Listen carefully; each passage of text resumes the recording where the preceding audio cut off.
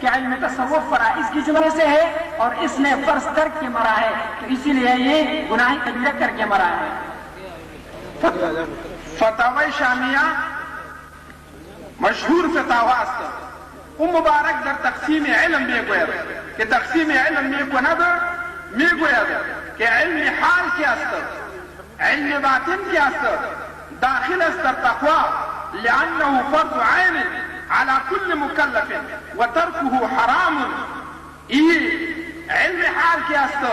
حضرت مصنف رد مختار که مشهور به شامی فتاوا است، یک معتمد علیه فتاوا است که از فقاهت ما و شما او که است در مذهب ما و شما بسیار شهرت دارد.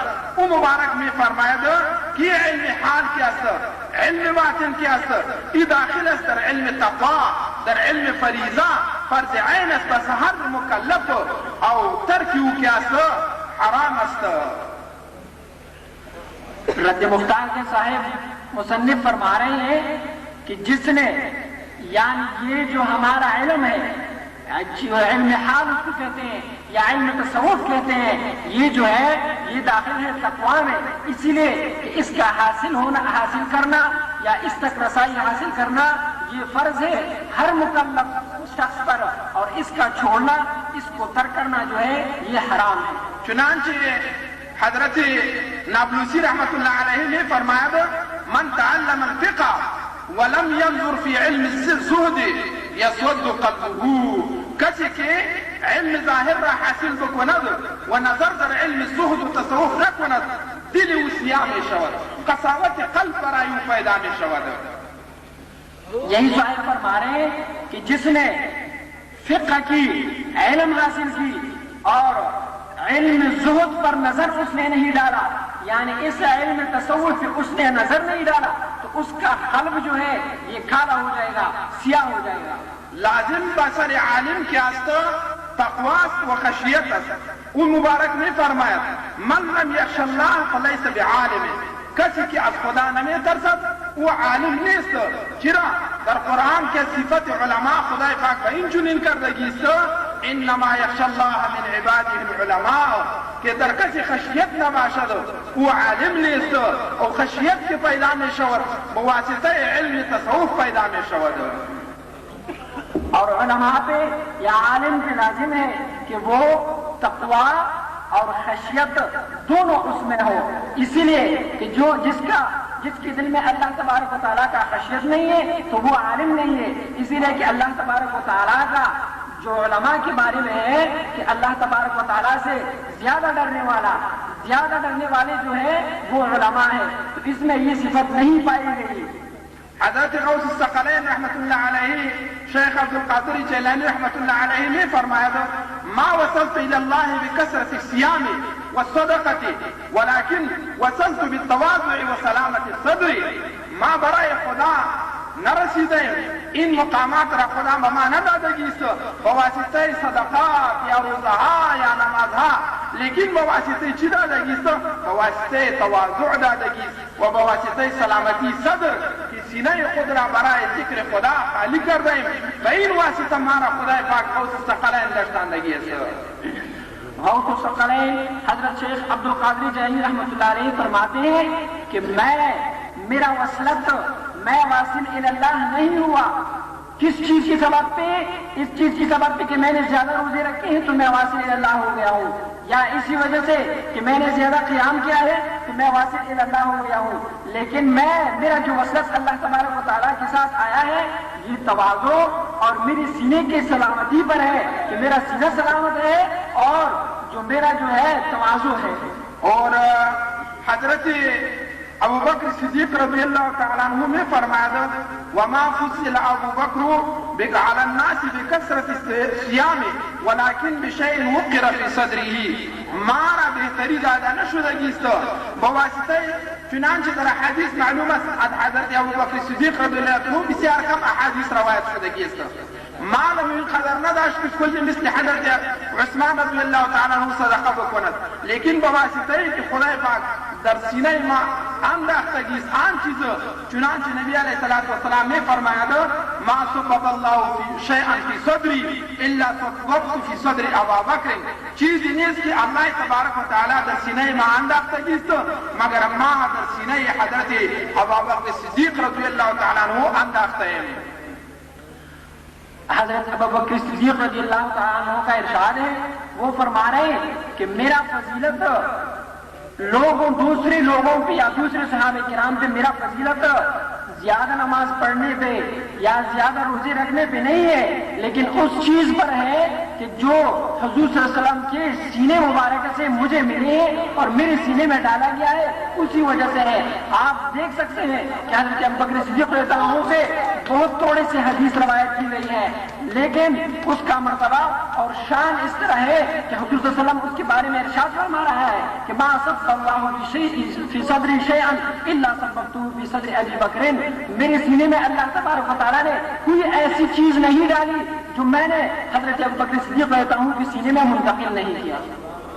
لیکن درباره تصوف در اهمیت و در فرضیت و در وجوب و در لزوم تصوف دلائل بسیار است، ولیکن وقت مختصر است. از شما خواهش میکنم که دیگه ہمارا معاف بکنین اگر از ما خطایی شده باشد. کلانای شیشتگی است، اینها بسر ماها رعب می شود. اگر کدام خطایی شده باشد ماها را معاف بکنین. و صلی الله تبارک و تعالی علی خیر خلقه و نور عرشه محمد و آله و اصحابه.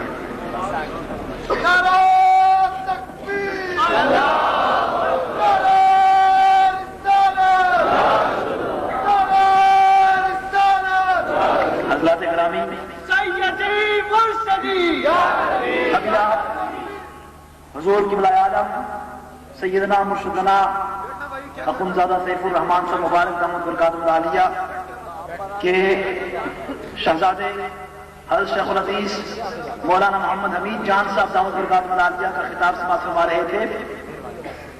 ان کا ترجمہ فرما رہے تھے حضرت کے دوسرے جگر گوشہ حضرت مولانا صاحبزادہ احمد سعید یار صاحب دامت برکاتہ العالیہ. ان کا علمی فکری دل نشی آپ نے خطاب سماعت فرمایا. اس کے بعد ہمارے مہمان خصوصی آج کا خصوصی خطاب فرمائیں گے. بیٹھے تشریف بیٹھے. قبل اس کے کہ میں مفکر اسلام پروفیسر ڈاکٹر محمد طاہر القادری صاحب دامت برکاتہ العالیہ کو دعوت خطاب دوں، ایک اعلان کرنے کے بعد قبلہ پیر صاحب پیر محمد عابد حسین سیفی صاحب جو اس پروگرام کے منتظم ہیں وہ شکریہ کہ چند کلمات کہیں گے. اس کے بعد حضرت کا خطاب ہوگا.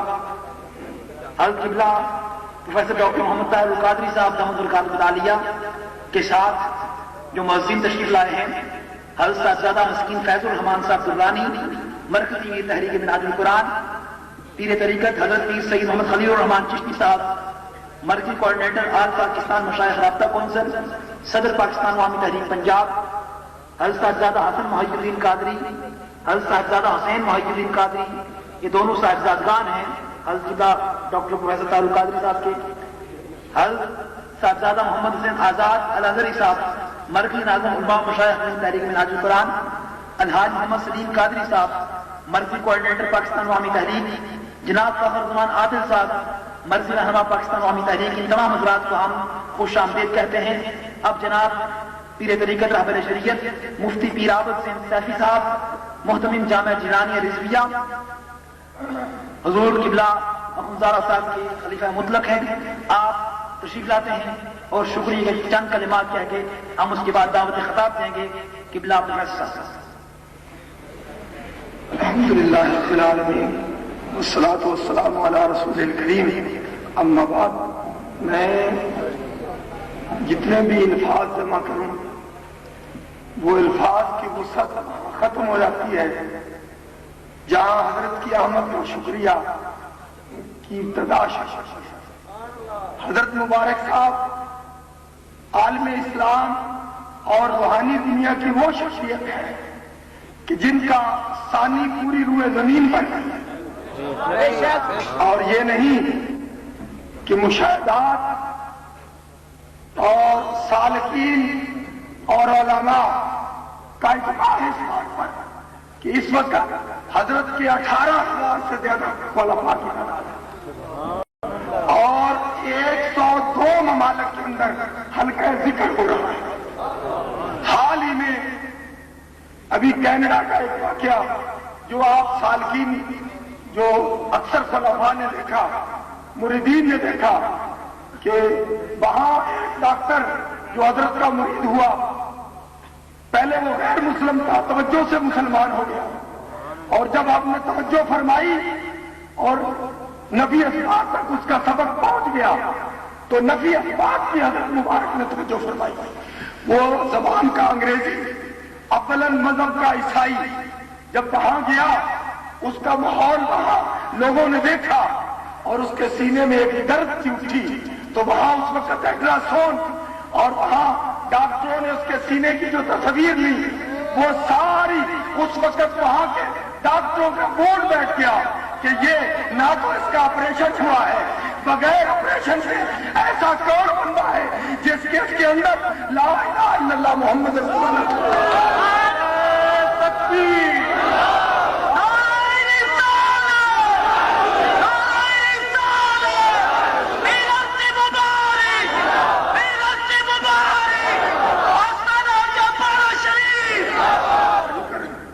الحمدللہ حضرت کے بارے میں لمبا چوڑا بھی بیان کروں۔ سالک تو جانتے ہیں کہ مبارک کیا ہے، جن کے سینوں کو عشق رسول اور ذکر خدا سے میرے مرشد کامل نے چیرا کر دیا۔ اور ایک مجذوب تھا نا، تو اس نے اپنے سینے پہ ہاتھ ڈالا تو جیب پھاڑ دی، تو صوفیہ نے پوچھا تو نے جیب پھاڑی ہے؟ کہنے لگا جیب پھاڑنے کا ارادہ نہیں تھا، دل چیرنے کا ارادہ، لیکن ہاتھ جیب آ گئی ہے۔ یہ حضرت کی توجہ کے کمالات ہیں۔ تو دوستو، حضرت کا میں شکریہ کن الفاظ سے کر سکتا ہوں۔ اور اس کے بعد عالم اسلام کی عظیم شخصیت، سیاسی، سماجی، ہر لحاظ سے اپنے حال میں جو یکجا ہے، سیاست میں جو ان کا ثانی نہیں، اور مذہبی جماعت ایسی جماعت جو ان کی توجہ سے منفرد ہے، پروفیسر ڈاکٹر محمد طیب القادری، پھر ادارہ منہاج القرآن، جدید تعلیم کے لحاظ سے اس وقت پوری دنیا پر کوئی ایسا ادارہ نہیں۔ یہ وہ شخصیت ہے جنہوں نے اہل سنت کا بول بالا کیا، اہل سنت کے پرچم کو بلند کیا ہے، اہل سنت کی عزت کو رکھا ہے۔ اور ختم نبوت کے حوالے سے یہ پروگرام جس طرح نشر ہو رہا ہے، قادیانیوں کے مقابلے میں پوری دنیا اسلام پروفیسر طیب محمد طیب القادری کی شکر گزار ہے کہ انہوں نے عالم اسلام پر ختم نبوت کے جھنڈے کو لہرایا۔ اور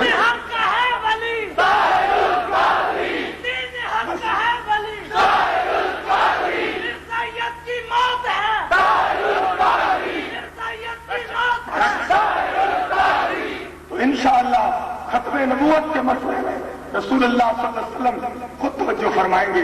یہ بہت بڑی شریعت ہے، اللہ تعالیٰ انہیں جزائے خیر فرمائے۔ پھر جامعہ محمدیہ غوثیہ، جامعہ نعیمیہ، جامعہ نظامیہ کے اساتذہ، سنی علماء کونسل کے جو نوجوان ہیں جنہوں نے دن رات محنت کر کے، خصوصاً صاحبزادہ ساجد محمود گولڑوی، مولانا نعیمی صاحب، عبدالرشید نعیمی صاحد، مولانا صاحب غلام مصطفیٰ صاحب، مولانا قاری محمد امین صاحب، مولانا سرفراز صاحب، عبد الغفار گجر صاحب سامنے کھڑے جو ادارے میں بھی ہیں اور علماء کونسل کے ساتھ بھی تعاون کر رہے ہیں، کثیر تعداد میں علماء ہیں۔ میں ایک ایک اگر شکریہ ادا کروں گا تو تفصیل بیان کرنی پڑے گی، اور خاص کر کے اس پروگرام میں ہمیں فقیر فیض الرحمان صاحب نے، مسکین فیض الرحمان صاحب نے بڑا فرمایا، میں ان کا بھی شکر گزار ہوں۔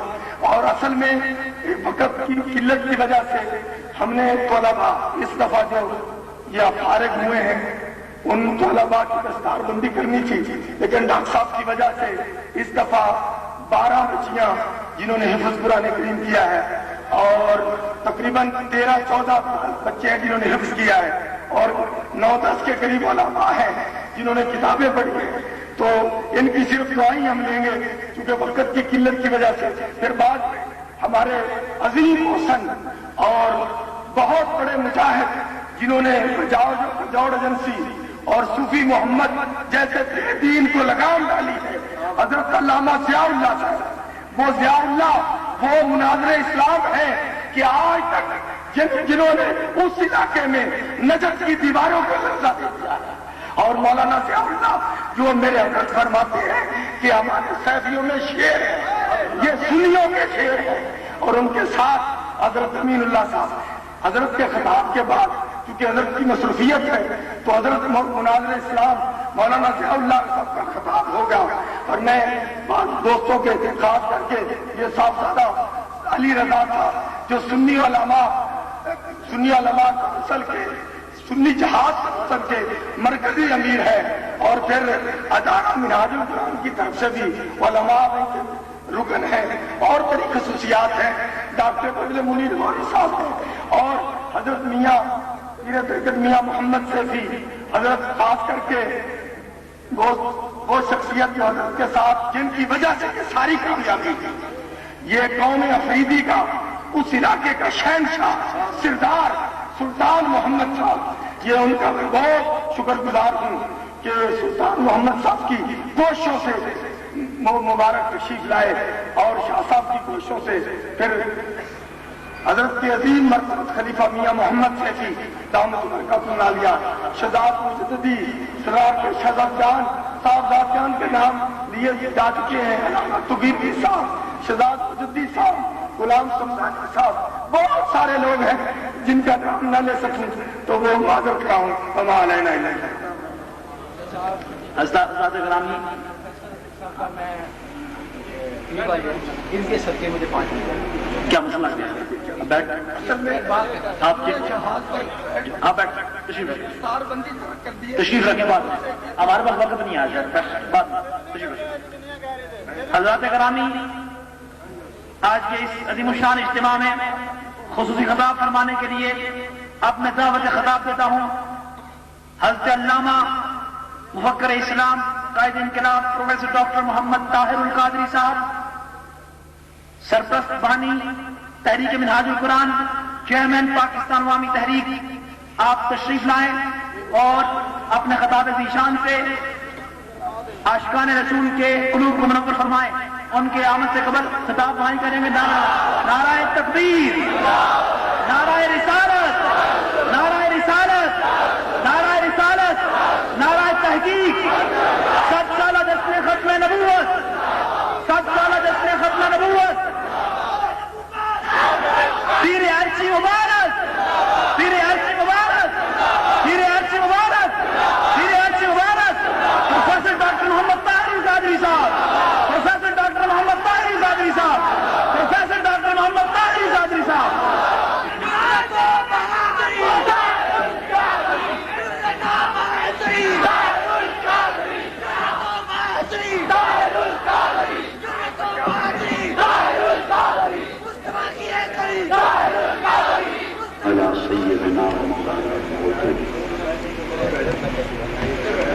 محمد رسول النبي الأمين المكين الحنين الكريم الرؤوف الرحيم.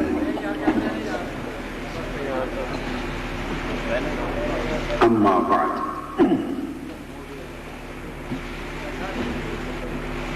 فأعوذ بالله من الشيطان الرجيم. بسم الله الرحمن الرحيم.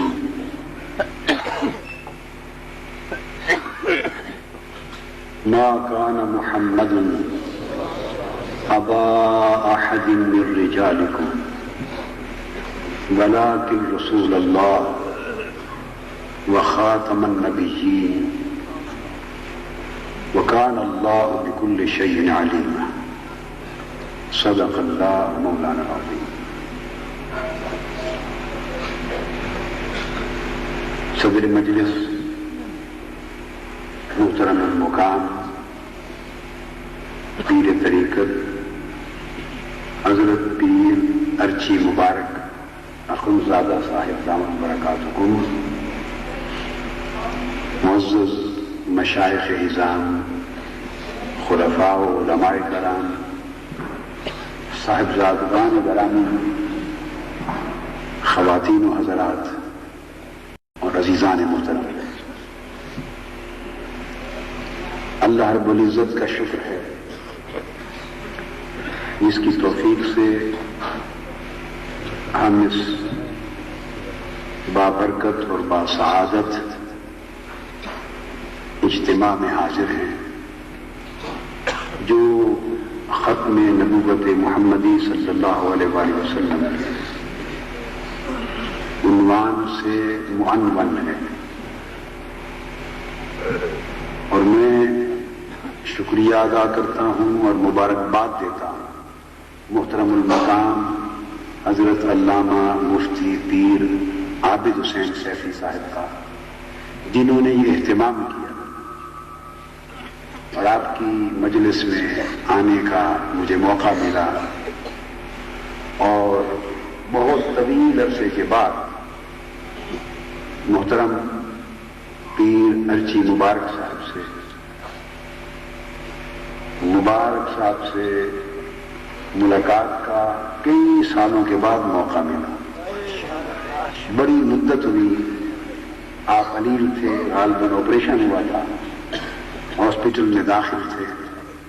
میرا خیال ہے علامہ مفتی عابد حسین سیفی صاحب نے ہی ذکر فرمایا تھا، اور میں نے آپ کی عیادت کی تھی ہاسپٹل سے، اور اس کے بعد طویل مدت گزر گئی، ایک دوسرے کا ذکر غائبانہ ایک دوسرے کے پاس رہا، مگر بالمشافہ ملاقات نہ ہو سکی۔ تو آج کی تقریب باعث ملاقات بنی، تو میں اس پر بھی محترم پیر عابد حسین سیفی صاحب کو اور پیر محمد میاں محمد سیفی صاحب کو، جو مشائخ کونسل میں، ہماری مشائخ رابطہ کونسل میں حضرت پیر اخنزادہ مبارک صاحب کی طرف سے ممبر نامزد، ان احباب کی کوششوں سے آج یہ صورت بنی ہے کہ ملاقات بھی ہے، آپ کی مجلس میں خطاب بھی ہے، اور پھر میں سب سے بڑھ کر محترم پیر عابد حسین سیفی صاحب کو اس عمل پر بھی مبارک دیتا ہوں۔ انہوں نے عظیم الشان مسجد اس علاقے میں بنائی، دارالعلوم قائم کیا، طلبہ اور طالبات کی تعلیم اور دین مبین کی تعلیم اور تربیت کا اہتمام کیا، اور آج بحمداللہ تعالیٰ اس کی افتتاح کی رسم دی ہے۔ اللہ پاک انہیں خیرات، برکات اور حسنات سے بہریاب فرمائے، اور حضرت کے بڑے صاحبزادے حضرت علامہ صاحب اور حضرت پیر صاحب حضرت امیر جان صاحب دامت برکاتہم نے نہایت علمی، فکری اور بلیغ محققانہ خطاب کیا تصوف کے اس بات پر، انہیں بھی مبارکباد پیش کرتا ہوں۔ اور تصوف اور اہل تصوف اور اہل تزکیہ اور تصفیہ اور اہل احسان، اس کے فروغ اور ان کو آقا علیہ الصلوۃ والسلام کی سنت طیبہ کے مطابق، اس کی اتباع رسول کے مطابق تقوی اور طہارت اور اخلاص کے ضابطوں پر تصوف کو، تزکیہ کو، احسان کو مزید بڑھانے اور دین مبین کے اس باطنی حسن کو چمکانے اور امت مسلمہ کے سینوں کو سیراج کرنے کی اللہ بیش از بیش توفیق عطا فرمائے۔ آج کا موضوع چونکہ جشن ختم نبوت کا اعلان ہوا اور اس کا ذکر ہوا ہے ابھی، اور مجھے حکم ہوا کہ میں اس حوالے سے کچھ عرض کروں۔ میں نے قرآن مجید کی جو آیہ کریمہ تلاوت کی، وہ ختم نبوت کا بڑا جامع مضمون پیش کر دی۔ اب اس آیت کریمہ پر بہت سارے گوشے ہیں، علمی گفتگو کے، تفصیلی گفتگو کے، تحقیقی گفتگو کے، مگر ان پہ میں نے کوئی 100 سے بھی زائد خطابات میرے ہوں گے، اور کتابوں میں بھی ہیں اور خطابات بھی ہیں، مگر آج میں ایک الگ جہت اور ایک نئے انداز کے ساتھ یہ واضح کرنا چاہتا ہوں کہ ختم نبوت محمدی کیوں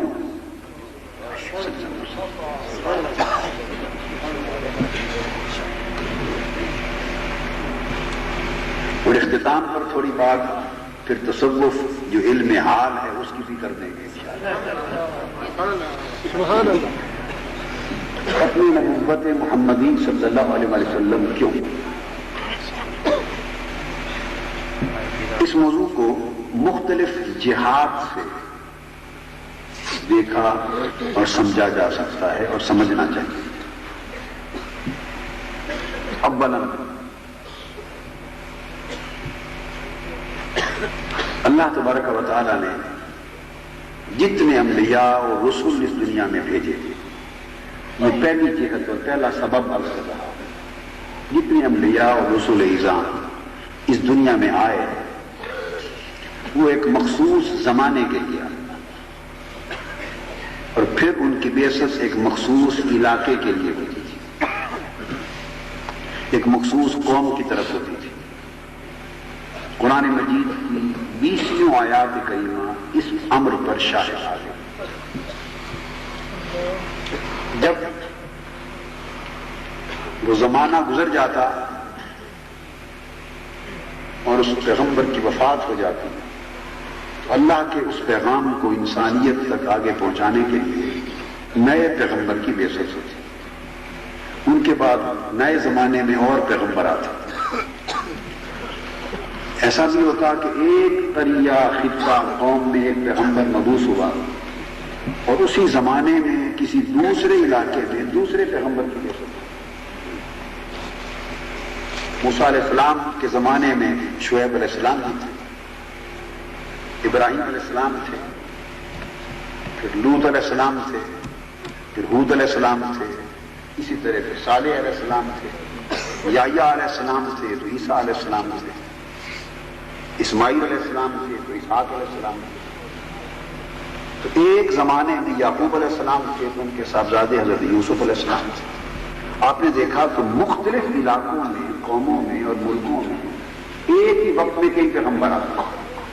تو دو باتیں واضح ہوئی کہ پہلے بعثت انبیاء کی زمانی بھی ہوتی اور مکانی بھی ہوتی۔ مکان بدلتا تو پیغمبر بدل جاتا، زمان بدلتا تو پیغمبر بدل جاتا۔ زمان اور مکان کے تغیر کے ساتھ بعثت بدل جاتی تھی۔ اس طرح نبوت زمانی اور مکانی حدوں میں سے گزرتے آگے بڑھتی گئی اور بڑھتے بڑھتے انسانیت بھی نبوت اور رسالت کے فیض سے اپنے بلوغ اور اپنے ارتقاء اور اپنے کمال کی طرف بڑھتی گئی۔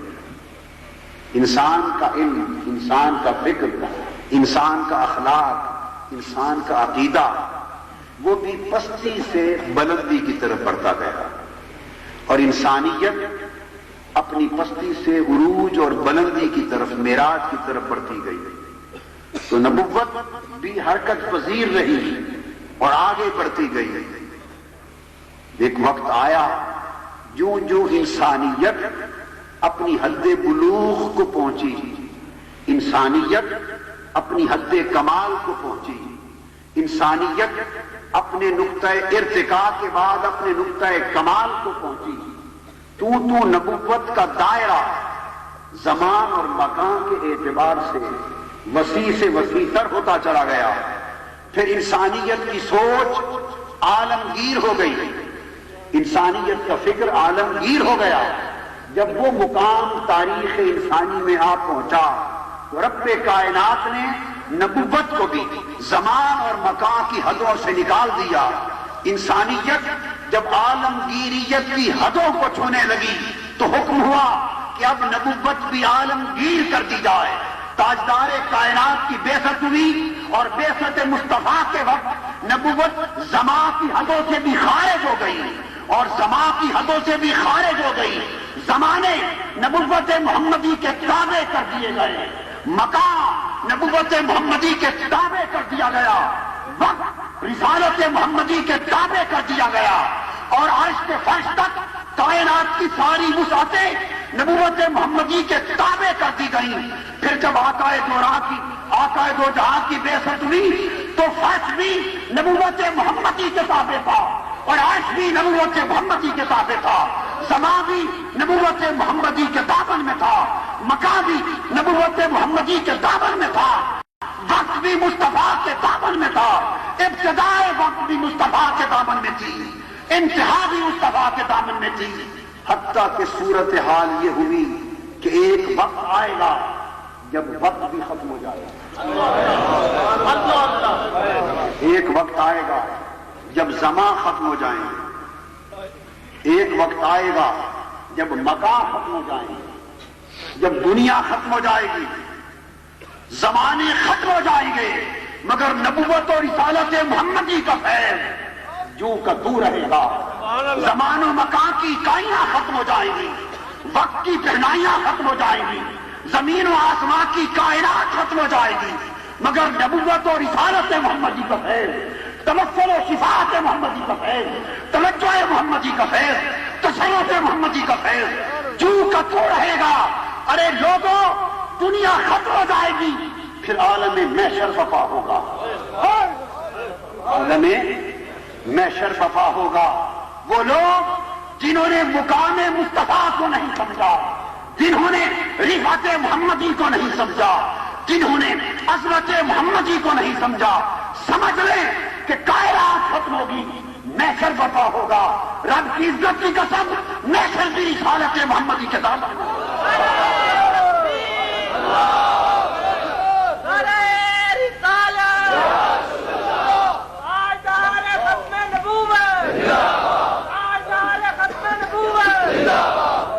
یوم محشر وہ بھی زمانہ مصطفیٰ میں ہوگا، وہ بھی زمانہ مصطفیٰ میں ہوگا۔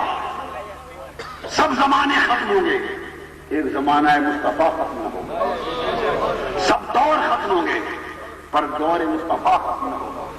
تو محشر بھی دور مصطفیٰ میں ہوگا، اور دور مصطفیٰ میں خدا پاک کا یہ فرمان عسا ایب عسا کا ربوں کا مقام محمودا، میرے محبوب قیامت کے دن عرش پر مولا کی کرسی ہوگی اور دانی جان مصطفیٰ آپ کی کرسی ہوگی، اسی کو مقام محمود کہتے ہیں۔ مقام محمود قیامت کے دن مصطفیٰ کا تخت سلطنت ہوگا، مقام محمود قیامت کے دن مصطفیٰ کا تخت حکومت ہوگا، اور شفاعت مصطفیٰ کا نظام حکومت ہوگا، اور لواء الحمد مصطفیٰ کا عالم سلطنت ہوگا،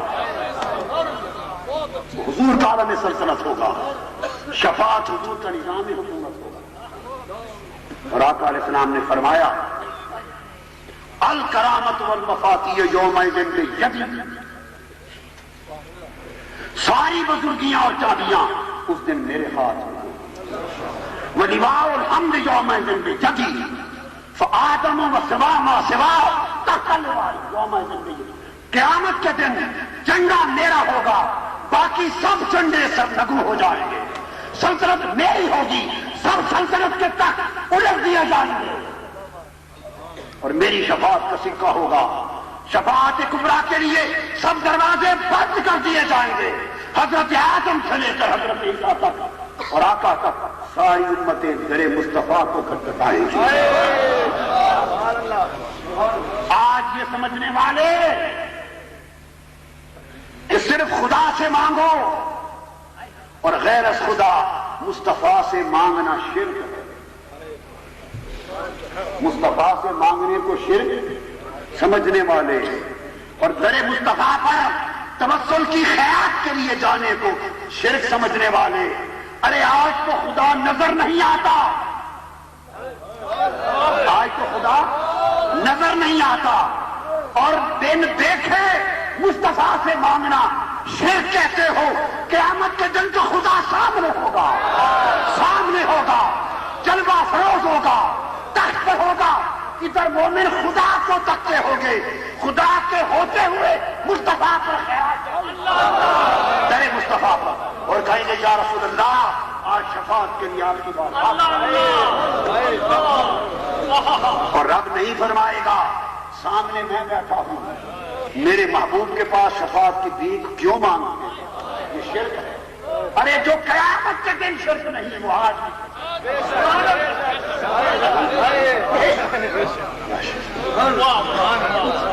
جب خدا سامنے ہوگا وہ مسکرا رہا ہوگا، میرے بندے کس طرح میرے محبوب سے خیرات مانگنے جا رہے ہیں۔ اس لیے اعلیٰ حضرت نے فرمایا آج لے ان کی پناہ، آج مدد مانو ان سے، کل نہ مانیں گے قیامت کو اگر مان گئے۔ نعرہ تکبیر،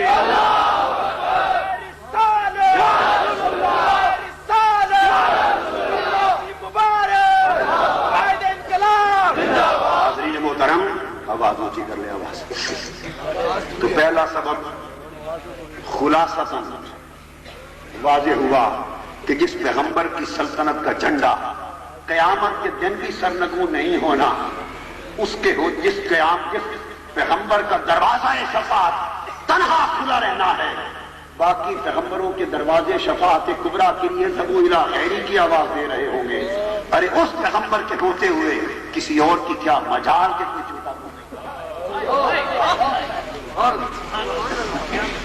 دوسرا سبب، یہ پہلا سبب، اب دوسرا سبب ہمگیریت۔ وہ کیا ہے؟ اس دنیا میں بڑی ہستیاں اللہ نے پیدا کی، مگر ہر ہستی یکجہتی تھی، ہر شخصیت یکجہتی تھی۔ ایک ہستی کائنات میں ایسی پیدا کی، تاجدار کائنات کی، وہ ہمجیتی۔ اب یہ کیا ہے یکجہتی اور ہمجیتی؟ کیا ہوتا ہے؟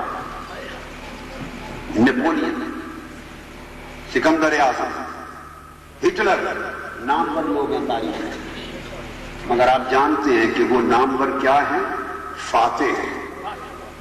نامور بس سوائے جرنیل اور فاتح ہونے کے ان سے اور کچھ نہیں ملتا۔ ٹھیک بات۔ مہاتما بدھ کا نام سنا، مہاویر سوامی کا سنا، وہ بڑے عبادات اور ریاضات میں مرتاز تھے، مگر سوائے ان مراقبوں کے ان سے اور کچھ انسانی زندگی کی سیرت کی اور کچھ تعلیم نہیں ملتی۔ نیوٹن، گلیلیو کے نام سنے سائنسدانوں کے، بڑے بڑے اشوک کا نام سنا، بادشاہ تھا، سائنسدان تھے، بڑے بڑے شاعر تھے، ارسطو، افلاطون بڑے بڑے فلسفی تھے۔ جس بڑے نام کو اٹھا کے دیکھو وہ زندگی کے صرف ایک گوشے میں نمایاں ہے، صرف ایک گوشے میں نمایاں ہے، اس کی زندگی کے اپنے باقی سارے گوشے تاریخی میں، باقی گوشوں کا پتہ ہی نہیں کہ ان میں اس کا حال کیا تھا، اور وہ لوگوں کے لیے بھی لائق تقلید ہے یا نہیں۔ جس شخصیت کو دیکھو وہ یکجہتی تھی۔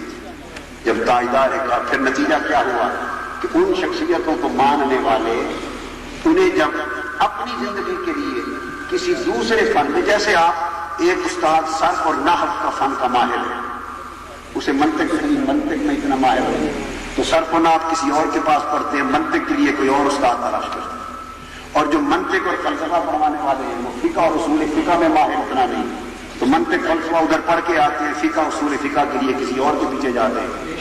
جو فقہ اصول فقہ پڑھانے والا ہے وہ حدیث اور اصول حدیث میں ماہر نہیں، تو اس کے لیے کوئی اور استاد تلاش کرتے ہیں۔ جو حدیث اور اصول حدیث میں ماہر ہے وہ تفسیر اور اصول تفسیر میں ماہر ہے۔ تو یہ جدا جدا میدان ہوتے ہیں، علم میں بھی میدان ہوتے ہیں۔ سارے بڑے لوگ، کوئی ایک، کوئی دو، کوئی تین میدانوں میں بڑا تھا، مگر ہر میدان میں یکتا کوئی نہ تھا۔ جب تاجدار کائنات کی ذات آئی تو چونکہ یہ آخری پیغمبر آخر الزمان تھے، نبوت اور رسالت کا سلسلہ آپ پہ ختم ہو جانے والا تھا، فرمایا ان الرسالۃ والنبوۃ قد انقطعت فلا رسول بعدی ولا نبی بعدی۔ نبوت اور رسالت میری آمد کے بعد منقطع کر دی گئی، اب نہ کوئی نبی آئے گا میرے بعد، نہ رسول آئے گا۔ چونکہ سلسلہ نبوت و رسالت ختم ہونے والا تھا تو تاجدار کائنات نے فرمایا محبوب تجھے اپنے ہاتھوں سے دست قدرت سے ایسا تراشوں کہ ساری جہتیں تیری ذات میں کمال پر پہنچا۔ لقد تاکہ تجھے بنا کر سنوار کر باکمال کر کے ہم جہد کر کے پھر دنیا کو دکھا کر کہوں لقد کان لکم فی رسول اللہ اسوۃ حسنہ. آقا دو جہاں کو ہم جہد بنا دیا. سو اب اگر کسی بیٹی نے باپ کا نمونہ دیکھنا ہو تو وہ فاطمہ کے باپ کو دیکھے. کسی نے اپنے نانا کو دیکھنا ہو کہ وہ نانا کیسا ہے، نانے کی سیرت کیسی ہے، تو حسن و حسین کے نانا کو دیکھے. بیویوں نے شوہر کی سیرت کو دیکھنا ہو، شوہر کی سیرت کو، تو وہ خدیجہ و عائشہ کے شوہر پاک کو دیکھے. کسی نے تاجر کو دیکھنا ہو تو شام کی منڈیوں میں تجارت کے لیے جانے والے مصطفیٰ کو دیکھے. کسی چرواہے نے غریبی کی حالت میں دیکھنا ہو تو وہ مکہ کی وادیوں میں بکریاں چرانے والے مصطفیٰ کو دیکھے. تو مکنن مصطفیٰ ہے، منتظم مصطفیٰ ہے، منصف اور جج مصطفیٰ ہے، جرنیل مصطفیٰ ہے، مصلح مصطفیٰ ہے، ارے خطیب مصطفیٰ ہے، دائی مصطفیٰ ہے، مرشد اور مربی مصطفیٰ ہے، ریاست کا سربراہ مصطفیٰ ہے، روحانی مصطفیٰ ہے، سیاسی سماجی مصطفیٰ ہے. ارے جس نے ثقافت کی بھیک لینی ہے وہ مصطفیٰ کی حدیث کو پڑھے، جس نے معیشت کو سمجھنا ہے مصطفیٰ کو پڑھے، جس نے مذہب اور روحانیت کو پڑھنا ہے مصطفیٰ کو پڑھے، جس نے فلسفہ پڑھنا ہے وہ مصطفیٰ کا اقرا بسم ربک الذی خلق کو پڑھے. اللہ پاک نے آپ کی ذات پاک کو ہمجیت بنا کر ساری مخلوق کو جس کو جس باب میں رہنمائی چاہیے ساری جہتیں اپنے محبوب میں مکمل کر دی.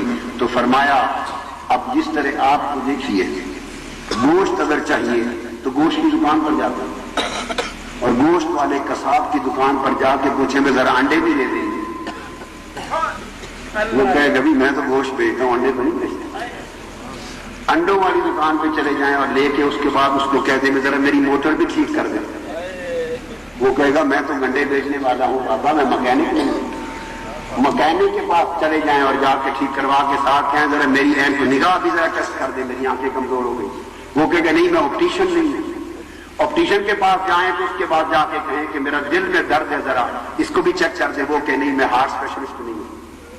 جس طرح آپ اپنی ضروریات زندگی کے لیے جدا جدا لوگوں کی طرف جاتے ہیں، جب باہر گئے مصطفیٰ آئی تو فرمایا لوگوں اب ایک در ایسا کھلا ہے جس کو جو چاہیے کہیں اور نہ جائے کسی مصطفیٰ کے بازار میں آئے، کسی مدینہ کے بازار میں.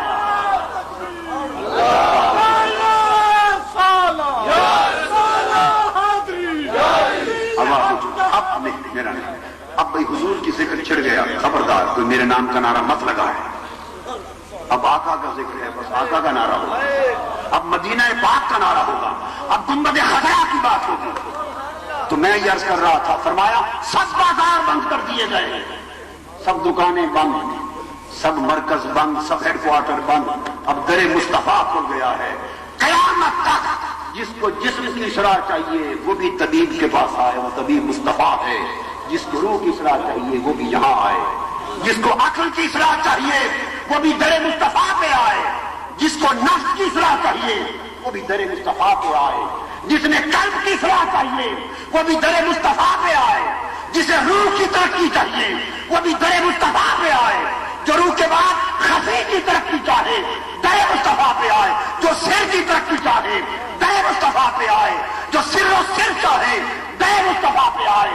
جو خفی چاہیے مصطفیٰ کی بارگاہ میں آئے. جو اخفا چاہے مصطفیٰ کی بارگاہ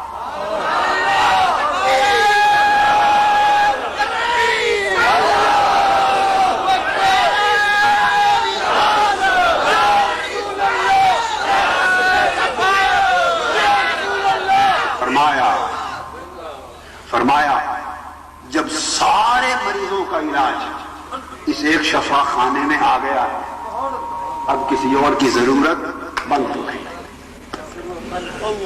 اب کوئی جواب باقی نہ رہا. اب کوئی اتنے بڑے طبیب ڈاکٹر ماہر معالج آ جانے کے بعد کویت اور ڈسپینسر اسپتال بنانے کی اجازت نہیں رکھتے۔ دو سبب ہو گئے۔ تیسرا سبب دائمیت، جتنے پیغمبر آئے ہر ایک پر وحی اتری اور کسی وحی کو قیامت تک کے لیے محفوظ رکھنے کی ضمانت نہ کی تھی۔ تورات آئی، متن بدل گیا، کلام اللہ کا تھا، وحی اللہ کی تھی، مگر اس نے اپنی وحی کی دائماً حفاظت کی ضمانت نہ لی۔ کیوں؟ معلوم تھا اس کے بعد پھر وحی اتار دوں گا۔ انجیل آئی، زبور آئی، تورات آئی، کتابیں، صحائف، وحی آئی، لوگ تحریف تبدیلی کرتے گئے، اس کی ضمانت نہیں دی، حفاظت نہیں فرمائی۔ کیوں؟ کہ پیغمبر آ رہے تھے، وحی پھر آتی رہے گی، نئے سے نئے ایڈیشن ڈیوائن ریولیوشن کے اللہ کی وحی کے آتے رہیں گے۔ تاجدار کائنات کی بعثت ہو گئی، وحی اتری، قرآن آیا، فرمایا انا نحن نزلنا الذکر وَإِنَّا لَهُ لَحَافِظُونَ۔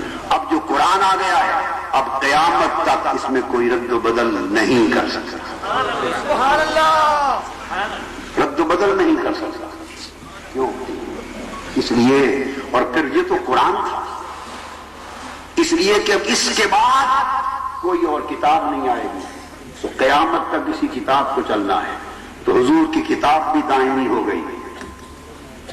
پھر آقا علیہ السلام کی احادیث سے یہ مبارک پیغمبران گرامی کے حالات کو دیکھیں،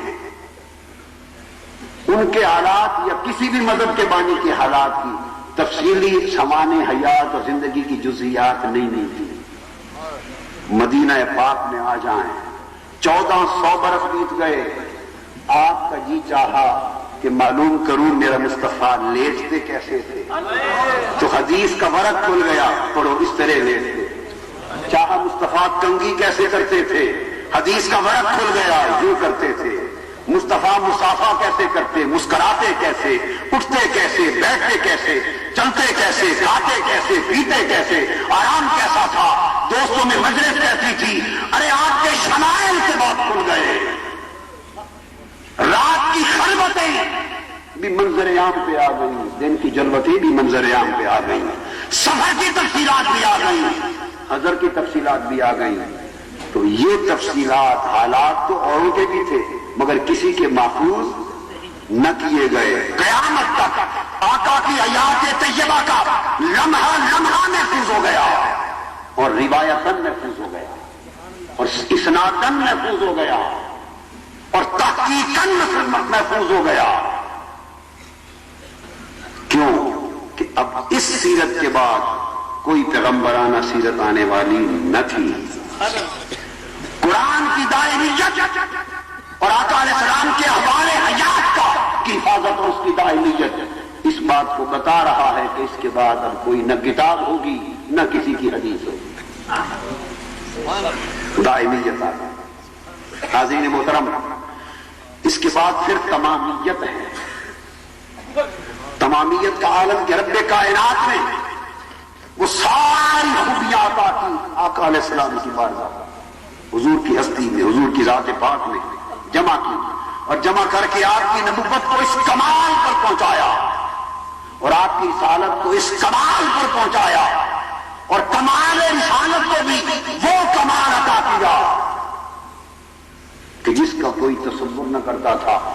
جس رخ کو دیکھیے اس کا کمال لاسانی ہے۔ معراج اور دیدار کی بات موسیٰ علیہ السلام کی بھی ہوئی، مگر ان سے گفتگو، ان سے کلام طور پر فرمایا، اور مصطفیٰ سے کلام کے لیے عرش سے بھی اوپر فوق لے گئے، مکان و لامکان سے بلند لے گئے، اور فوق عرش لے گئے۔ کمال بتا رہا ہوں کہ کمال نبوت کو کس کمال تک پہنچایا کہ مقام دنا پر لائے، اور پھر فرمایا محبوب مقام دنا بھی نیچے ہے، آگے چل مقام تدلہ پر آ۔ مقام تدلہ پر جلوہ افروز ہوئے، فرمایا محبوب مقام تدلہ بھی تیرا منتہا سفر نہیں ہے، آگے تشریف لا۔ تو مقام کعبہ کو سین پر آ گئے، اور مقام کعبہ کو سین پر رکھا، فرمایا محبوب یہ بھی تیری منزل کے سفر کا ایک مرحلہ ہے، کیونکہ اس مرحلے میں ایک فاصلہ ہے، کعبہ قوسین میں ایک فاصلہ ہے، اور محبوب تیرا مقام فاصلوں سے بلند ہے، کعبہ قوسین سے آ گیا، کعبہ قوسین سے آگے او ادنا پہ پہنچا، او ادنا پر پہنچا، وہاں فاصلے مٹ گئے، قربتیں مٹ گئی، اور اس مقام پر پہنچے کہ او ادنا کے مقام پر کعبہ قوسین اور او ادنا کا فرق کیا تھا؟ اس مقام پر پہنچا کہ وہ مقام اس میں جو حد تھی دوئی تھی، کعبہ قوسین میں بھی دوئی تھی، ادنا میں بھی تھی، مگر فرق یہ تھا کہ اس میں دوئی منفصلہ تھی، اس میں غیریت، اس میں ثنویت منفصلہ تھی، کعبہ قوسین میں ثنویت منفصلہ تھی۔ فرمایا محبوبہ او ادنا، ثنویت منفصلہ جو جدا کر دے اسے مٹا کر او ادنا پر بٹھایا، ثنویت رہی، خدا خدا رہا، مصطفیٰ مصطفیٰ رہا، مگر یہ ثنویت منفصلہ نہیں متصلہ ہو گئی، متصلہ ہو گئی، یہ ہاتھ دایاں ہاتھ رہا، یہ بایاں ہاتھ رہا، دایاں بایاں نہ بنا، بایاں دایاں نہ بنا، جب تک یوں تھے تو مثل کعبہ قوسین تھا، اور جب دایاں بایاں دونوں جدا رہ کر مل گئے تو ادنا ہو گیا، دوئی متصلہ ہو گئی۔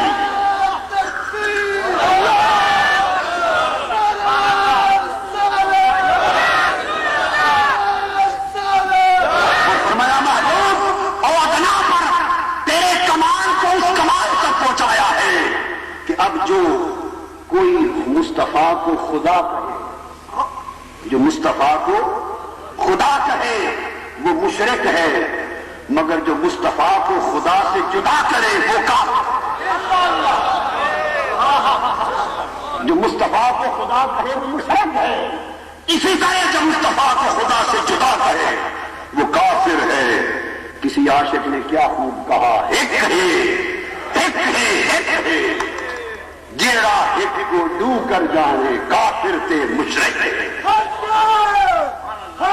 اس مقام پر پہنچا دیا، اور کمال اس مقام پر پہنچا جہاں انسانیت کو حضور کا مقام ہونے پر فخر ہے، بشریت کو اب حضور کا لباس ہونے پر فخر ہے،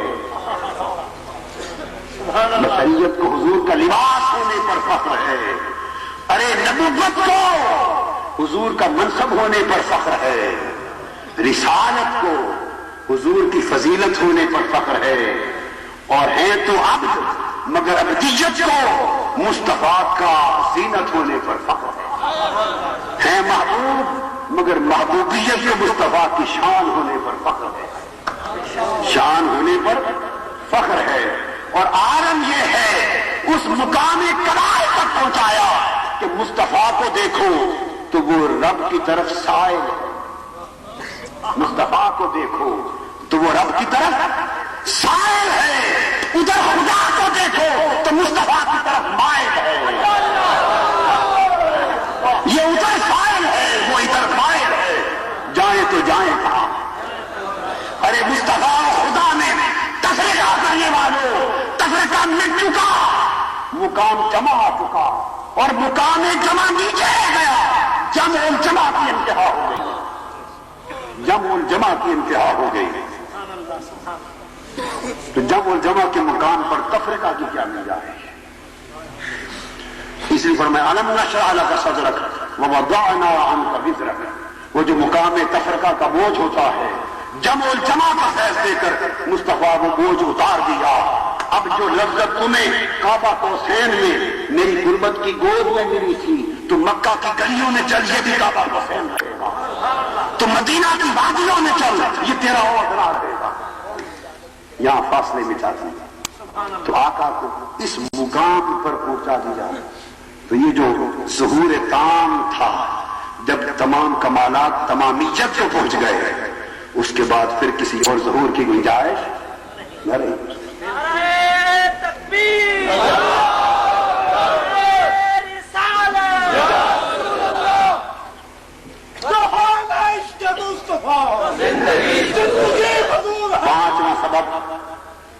مظہریت ہے.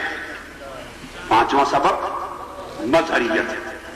رب کائنات حسن مطلق ہے، حسن بے مثال ہے، حسن لازوال ہے. حسن مطلق، اس نے کائنات کی تخلیق کی اور اپنے حسن کے جلوے زمین و آسمان کی ساری کائنات میں منتشر کر دی ہے. رب کائنات نے اپنے حسن کے جلوے بکھیر دیے، منتشر کر دیے. اس نے آسمان پیدا کیے، اپنی بلندی کا فیض اس کا عکس آسمانوں میں اتار دیا. سمندر پیدا کیے، ان کو تموج کا حسن عطا کر دیا. ماں پیدا کی، اس کو مامتا کا حسن عطا کر دیا. لہلاتے کھیت کو اپنا حسن عطا کر دیا. بہاروں کو حسن دے دیا، پھولوں کی نگہت کو حسن دے دیا، کائنات کی وسعتوں کو حسن دے دیا. ساری کائنات میں اپنے حسن کے جلوے بکھیر کر فرمایا سنریہم آیاتنا فی الآفاق. ان قریب ہم تمہیں اپنے حسن کے جلوے اس زمین و آسمان کی کائنات میں دکھا دیں گے، بکھرے ہوئے جلوے دکھا دیں گے.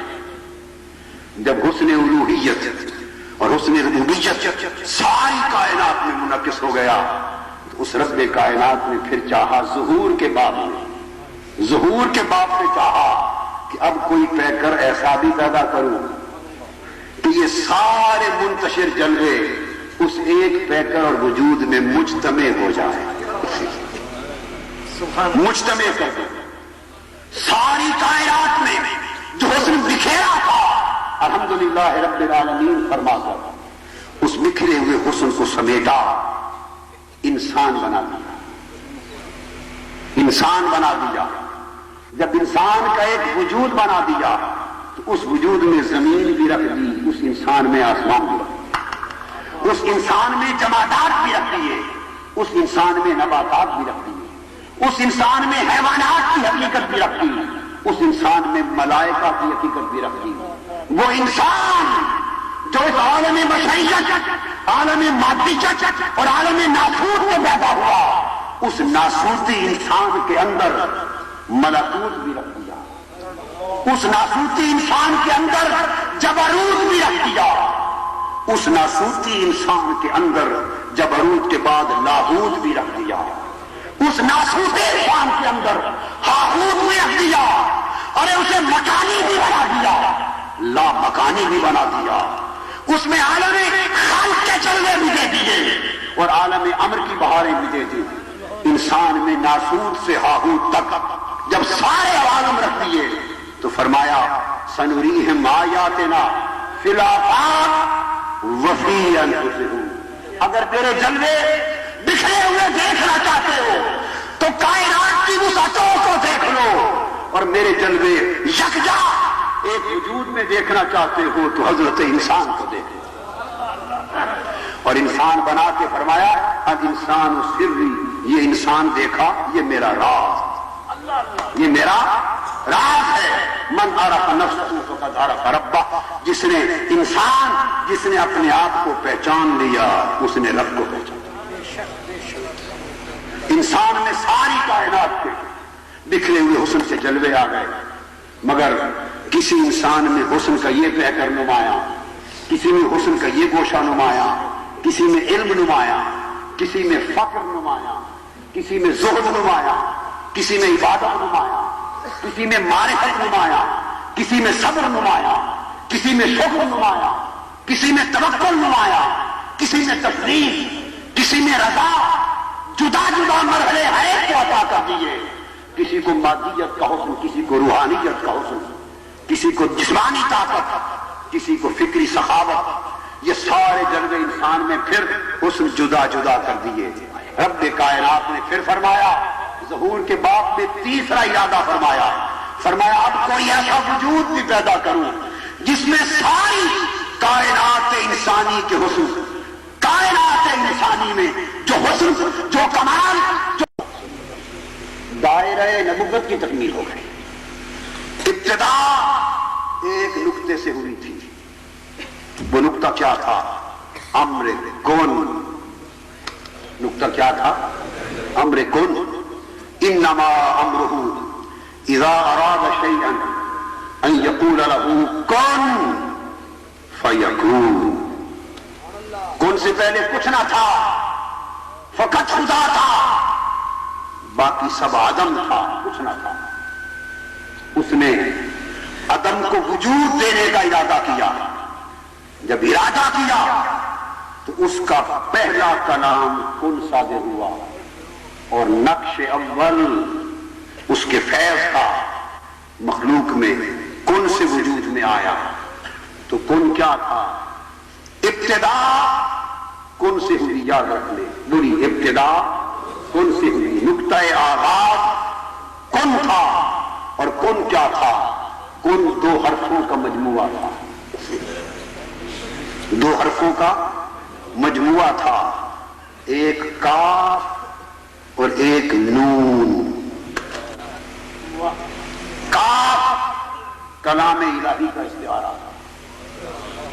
کاف کلام الہی کا استعارہ تھا، جو انما امرہ اذا اراد شیئا ان یقول لہ، جو قول صادر ہو رہا تھا. کاف اس کا استعارہ تھا، اور نون فیکون جو ہونے والا تھا اس کا استعارہ تھا.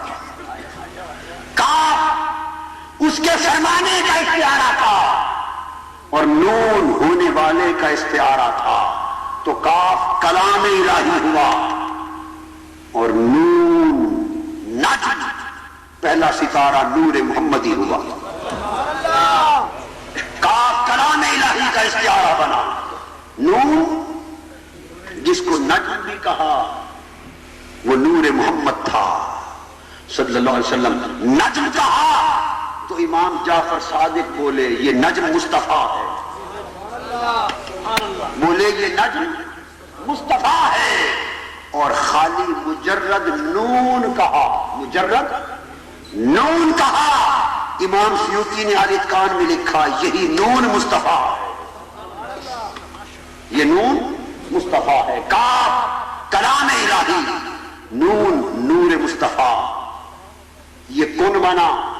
کاف کے پیچھے، کاف کے پردے کے پیچھے بس خدا تھا. اور جب کاف و نون ملے کن ہوا، تو کن کے بعد مصطفیٰ تھا نقش اول. کاف سے قبل صرف خدا تھا اور کچھ نہ تھا، اور نون کے بعد صرف مصطفیٰ تھا اور کچھ نہ تھا. یہ بات سمجھے، دو پردے تھے. کاف کے پردے کے پیچھے حسن خدا تھا، نون کے پردے کے پیچھے حسن مصطفیٰ تھا. بس یہ دو خالق و مخلوق تھے، اور ان کے قبل و بعد خدا و مصطفیٰ کے جلوے تھے. یہ ابتدا تھی دائرے کی.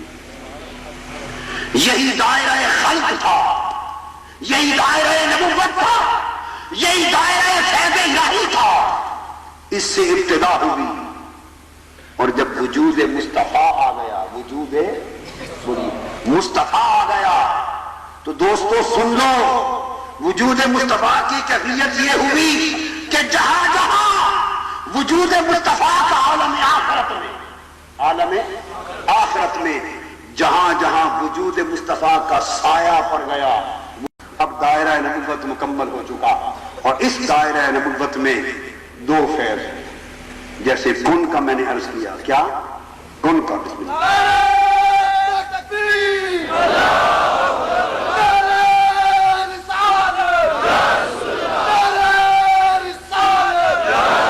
جیسے میں نے عرض کیا وہ فیض ہیں چونکہ حقیقت کن ہے.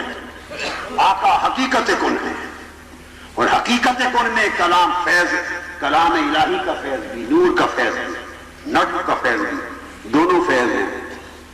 لہذا اتنا بڑا فیض ہے، اور حقیقت کن کا نور اتنا عالی نور ہے کہ وہ بشریت کے لاکھ پردوں کے باوجود مستور ہے. لاکھ پردوں کے باوجود مستور ہے. بشریت کا پردہ کیوں چڑھایا؟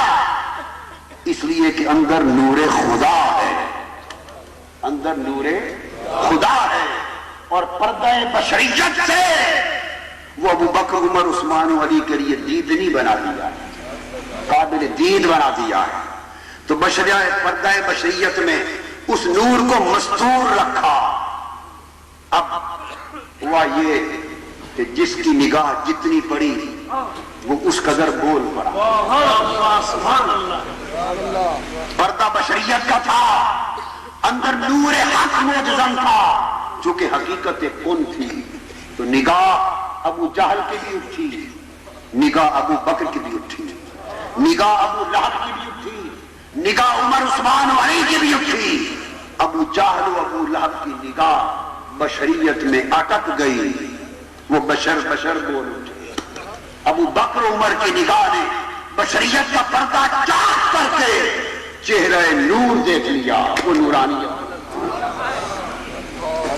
اور یہ جو نورانیت بولے یہ بھی ایک جہت تھی، ورنہ حضرت خواجہ اویس کرنی سے پوچھئے جواہر البحار میں، انہوں نے فرمایا سیدنا عمر اور سیدنا علی کو، فرمایا 63 سال تک جو تم دیکھتے رہے وہ محمد نہیں، محمد کا سایہ صلی اللہ علیہ وسلم. اس کی حقیقت تو مستور تھی، اس کی حقیقت تو مستور تھی، جس کو انہوں نے کہا کہ اگر پہلے حجابات، حضرت سلطان العارفین بھائی بستانی نے فرمایا کہ میں نے دیکھا 70,000 نور کے پردے میرے انتہا اور مصطفیٰ کے مقام کی ابتدا میں حائل ہیں.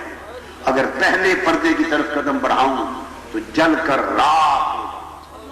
وہ حقیقت اتنے پردوں میں مستور ہے کہ جہاں جبرائیل کے پر جلتے ہیں اس حقیقت کو جان کوئی نہیں سکتا. بس کیا ہوتا ہے، کوئی جتنی آنکھ قلب و روح کی پیدا کرتا ہے اتنا پرتو نصیب ہوتا ہے، اتنا بولیے پرتو نصیب ہوتا ہے، اتنی جھلک نصیب ہوتی ہے. اور جب جھلک جن کو جھلک نصیب ہوتی ہے ان کی کیفیت کچھ اور ہوتی ہے. جنہیں جھلک اور جلوہ نصیب نہیں ہوتا ان کا مطمع نظر کچھ اور ہوتا ہے. جو تھوڑا سا دیکھ لیتے ہیں ان کے خیال اور کیفیات کچھ اور ہوتی ہیں، جو نہیں دیکھتے ان کے خیالات و کیفیات کچھ اور ہوتی ہیں. قرآن اس بات پہ گواہ ہے کہ جب زلیخا نے حضرت یوسف کو دیکھ لیا اور وارفتہ ہو گئی تو جنہوں نے دیکھا نہ تھا، زنان مصر شور کرتی تھی، جس گلی زلیخا جاتی تھی مصر کی بیویاں کہتی تھی اس بشر پر لڑکے پہ عاشق ہو گئی، لڑکے پر عاشق ہو گئی. زلیخا پریشان ہوئی، اس نے کہا مجھ پر تو تہمت لگ گئی، اس تہمت سے چھٹکارا کیسے ملے؟ وہ دوڑتی پھرتی تھی حضرت زلیخا کہ کوئی راستہ ملے کہ یہ زبانیں بند ہو جائیں، یہ تان و تشریح کی زبانیں بند ہو جائیں، کوئی میری ساتھ رہ جائے. اس زلیخا کی خوش قسمتی کہ کسی روکھے اور خشک مولوی کے پاس نہیں پہنچی. کسی روکھے مولوی کے پاس جاتی تو مولوی صاحب کہتے زلیخا آؤ مناظرہ کروا دو، مناظرے کی تاریخ مقرر کر دو، ہم بھی کتابیں لے کے آ جائیں اور وہ بھی آ جائیں، فیصلہ کرتے ہیں کہ یوسف کون ہے. مگر خوش نصیب خشک مولوی کے ہاتھ نہیں چڑھی، کسی عاشق کے پاس چلی گئی، کسی فقیر کے پاس چلی گئی، کسی صوفی اور عارف کے پاس چلی گئی. اور اس عاشق و عارف کو پوچھا کہ بابا میں تو پریشان ہو گئی، مر گئی ہر طرف زبان تان و تشریح کی، جس گلی جاتی ہوں جینے کا نہیں چھوڑا عورتوں نے، کیا کروں؟ اس عاشق عارف نے معلوم ہے کیا فرمایا؟ اس نے کہا زلیخا یہ دلیلوں سے نہیں مانیں گے، جو تانا دیتے ہیں وہ دلیل سے نہیں مانتے. اس نے کہا بابا جی کیا کروں؟ انہوں نے فرمایا جو تو نے دیکھا ہے تھوڑا سا انہیں بھی دکھا دے، جو تو نے دیکھا ہے تھوڑا سا انہیں بھی دکھا دے. جب تک یہ نہیں دیکھا تب تک زبانیں بند نہیں ہوگی، اور جب تک لیں گی چپ ہو جائیں گی، تک لیں گی چپ ہو جائیں گی. حضرت یوسف کے قدموں پر گر پڑی، عرض کیا آپ کریم ہیں میری لاج رکھ لیں. اور ایک دن پردہ اٹھا کر چہرے سے زنان مصر کے سامنے سے گزر جائیں، ان کی ہاتھ میں پھل دے دیے، چھڑیاں دے دی. کہا جب حضرت یوسف چہرے سے نقاب پلٹے پھل کاٹ کر کھا لینا. ادھر حضرت یوسف سے کہا آپ ان کے سامنے سے گزرے تو نقاب پلٹ لینا. حضرت یوسف گزرے، نقاب پلٹا، وہ چھریاں چل گئی، پھل گر گئے، انگلیاں کٹ گئی، خون بہ گئے، مگر خبر نہ رہی کہ کیا کا کیا ہو گیا، کہ کیا کا کیا ہو گیا، خبر نہ رہی کیا کا کیا ہو گیا۔ اور کہتا ہے جب انہوں نے پیکر حسن دیکھا، جلوہ حسن دیکھا، اکبر رہو نعرہ بلند کرنے لگی، نعرہ بلند کرنے لگی، اور نعرہ بلند کر کے قطعنا یدیہن، ہاتھ کاٹ لیے، انگلیاں کاٹ لی، خون بہ گئے، اور معلوم ہے کیا کہا، کہنے لگی حاشا للہ ما ھذا بشرا، خدا کی قسم یہ تو بشر ہی نہیں ہے، خدا کی قسم یہ تو بشر نہیں ہے۔ ارے جب تک دیکھا نہ تھا بشر بشر کی رت تھی، جب تک دیکھا نہ تھا بشر بشر کی رت تھی، ایک پردہ اٹھا تک لیا بشر گئے، زبانیں بند ہو گئی۔ اس لیے پیر میر علی شاہ صاحب نے فرمایا کوئی مثل نہیں ڈھولن، کوئی مثل نہیں ڈھولن دی، چپ کر میرے علی اتنا جا نہیں بولن، چپ کر میرے علی اتنا جا نہیں بولن دی۔ تو لوگوں یہ جو صوفیاء، یہ جو عشاق کے ہاں کیفیات ہوتی ہیں، وہ کیفیات، وہ فرق یہ ہوتا ہے ان کا مشرب اور خشک مولویوں کا مشرب، فتویٰ باز ملاؤں کا مشرب، فرق یہ ہوتا ہے کہ وہ دیکھتے نہیں یہ دیکھ، وہ دیکھتے نہیں یہ دیکھتے ہیں۔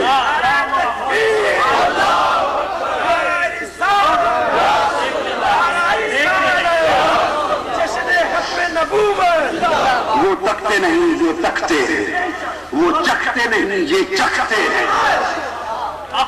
یہ تو ایک کیفیت تھی زنانے مصر کی، ایک نقاب پلٹا تو وہ تو زنانے مصر تھی۔ اب بات کو ختم کرنے کے لیے یہاں پہنچا دوں، وہ تو زنانے مصر تھی۔ اور ذرا حال دیکھیے پیغمبر خدا سیدنا موسیٰ علیہ السلام کا، طور پر آتے 40 دن رات گزارتے، اللہ کا کلام سنتے ہیں، اور میٹھا میٹھا کلام جو سنا تو دل مچل گیا۔ عرض کیا مولا کانوں میں جو رس بھری آواز آئی، جو محبوب کی رس بھری آواز آئی، کون سی رس بھری آواز؟ جس نے حضرت ایوب کو اپنے زخم بھلا دیے تھے۔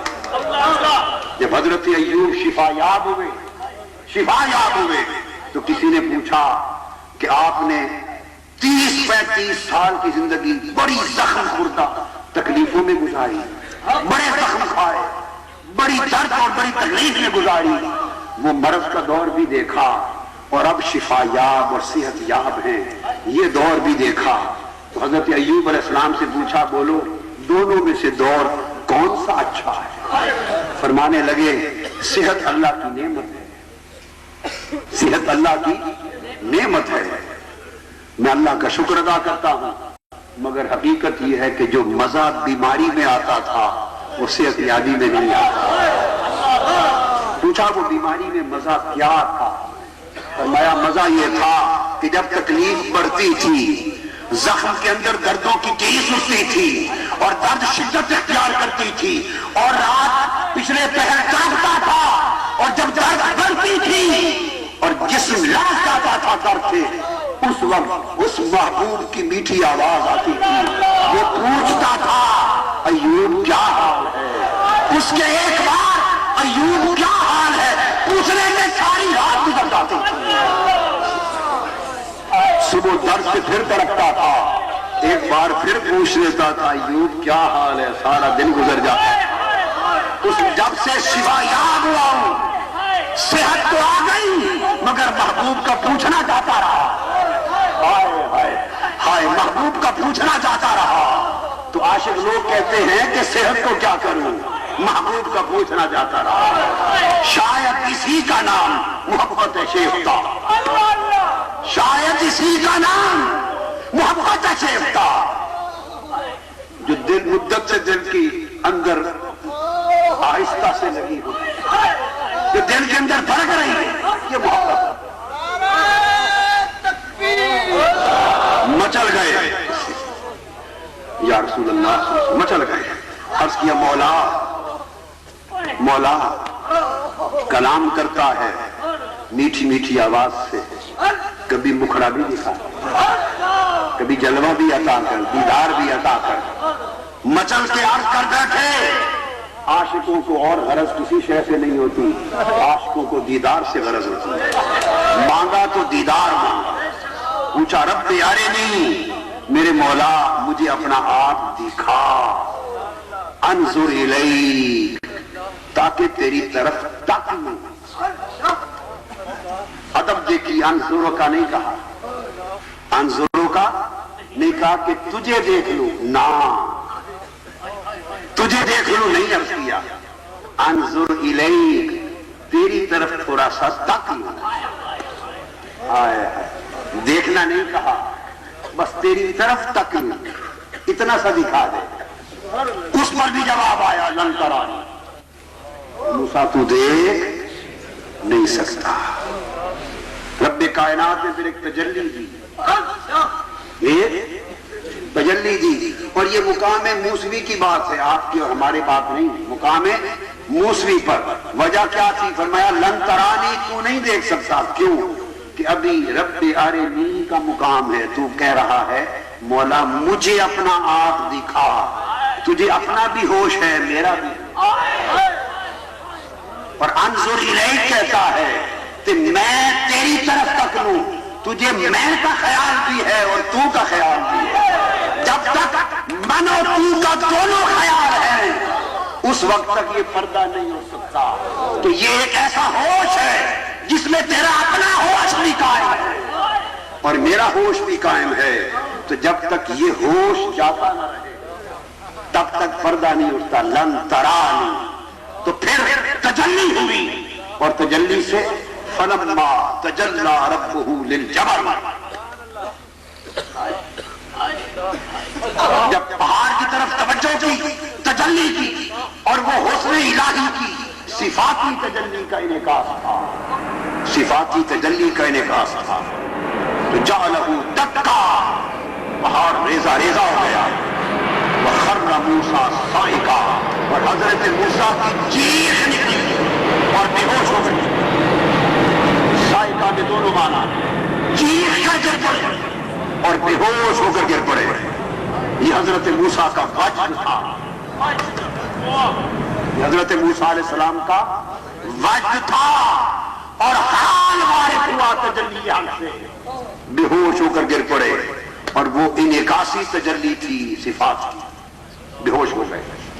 اور جب قرآن کہتا ہے فلما افاق، جب حضرت موسیٰ کو ہوش آیا، کون سا ہوش؟ ایک ہوش تو وہی تھا جب عرض کیا تھا رب ارنی انظر الیک، اس ہوش کے ہوتے ہوئے تو تجلی سے بے ہوش کر دیا تھا۔ تو فلما افاقہ میں کون سا ہوش ہے؟ وہ پہلے والا یا کوئی نیا؟ مولا روم سے پوچھئے، وہ کہتے، مولا روم کہتے ہیں کہ محرمی ہی ہو جز بھی ہوش نیست، محرمی ہی ہو جز بے ہوش نیست، مر زبان را مشتری چو بوجھ نہیں۔ اس ہوش کی خبر سوائے بے ہوش کے کسی کو نہیں ہوتی۔ یہ وہ ہوش ہے، اس ہوش کے لیے پہلے بے ہوش ہونا پڑتا ہے۔ وہ پہلا ہوش جو اپنے ہونے کا برقرار رہتا ہے، وہ ہوش چلا جائے تو پھر اس کا ہوش آتا ہے۔ فرمایا پہلا ہوش تجلی کے اثر سے گیا، اور جب فلما آفاق ہوا تو پھر اپنا ہوش نہ رہا، اسی کا ہوش رہ گیا، اپنا ہوش نہ رہا، اسی کا ہوش رہ گیا۔ اور جب ایک ہوش رہ گیا تو عرض کیا مولا توبہ کرتا ہوں، کس سے؟ گناہ تو کیا نہیں، نہ کوئی نافرمانی کی تھی، نہ کوئی گناہ، 40 دن سے تو دور پر تھے، اس کا کلام سن رہے تھے، اس کے دیدار کی باتیں ہو گئی تھی۔ توبہ کس شے سے؟ باری تعالیٰ توبہ اس خیال سے کرتا ہوں کہ میں کا ہوش رکھ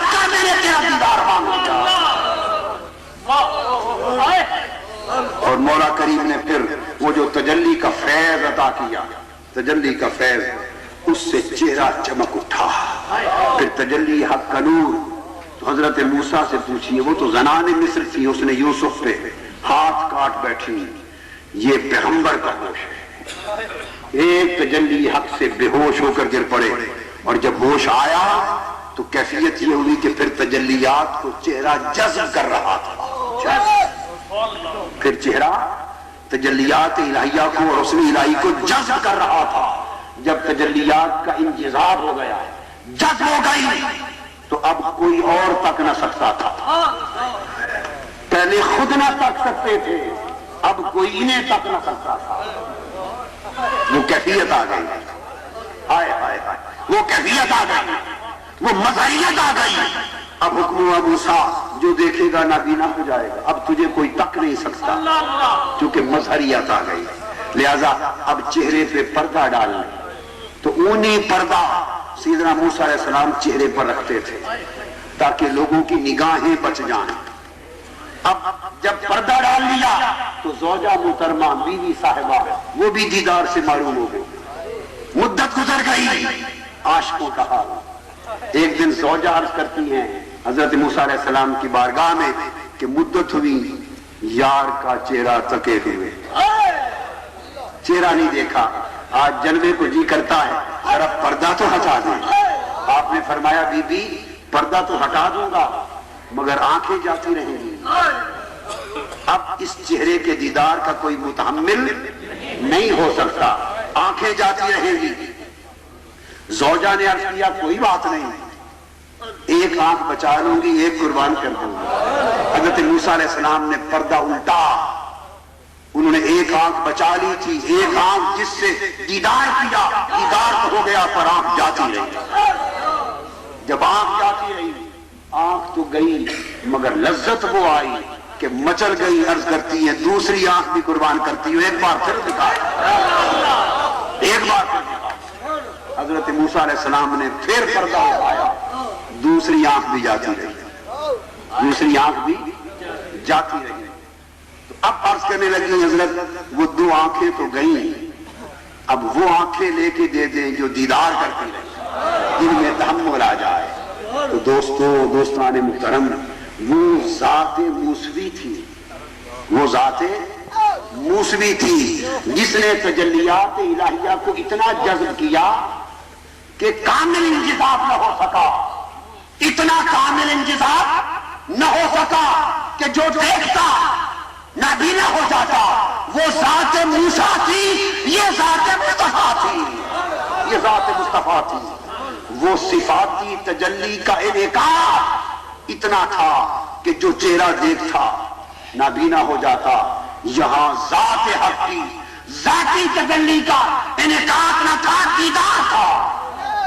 ما زاغ البصر وما طغى، ساری ذات کی تجلیات کو جذب کر کے آئے، اور جذب اتنا کیا کہ ابو بکر عمر بھی دیکھتے، ابو جہل کوئی نابینا نہ ہوتا. یہ جذب کا کمال تھا. وہ تصوف کی زبان میں وہ جہت عروج تھی، یہ جہت نزول کا تمام تھا. وہ عروج کا عالم تھا، یہ نزول کا تمام تھا. وہاں جذب باقی رہ گئی تھی، یہاں جذب کامل تھا. اور پھر رب کائنات نے جب اپنی ساری تجلیات چہرہ اقدس کے اندر اتار دی تو فرمایا آقا نے انا میرۃ الرحمن، جس نے رب کو دیکھنا ہو مجھے دیکھنا. تو ساری تجلیات آ گئی. تو حضرت موسیٰ علیہ السلام عرض کرنے لگے مولا میری دعا ادھار پڑی ہے. تیرے پیغمبر کی التجا کبھی رد نہیں کی، پیغمبر کی التجا کبھی رد نہیں کی. طور والی التجا تجلیات تو جذب ہو گئی مگر دیدار تو ابھی تک پینڈنگ ہے.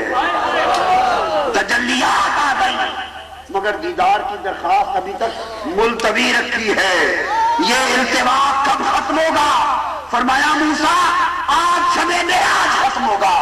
چھٹے آسمان پر مصطفیٰ میری تجلیات کو اپنے چہرے پر سجا کر آ رہا ہے، اور چہرہ مصطفیٰ مظہر خدا اتر آ رہا ہے.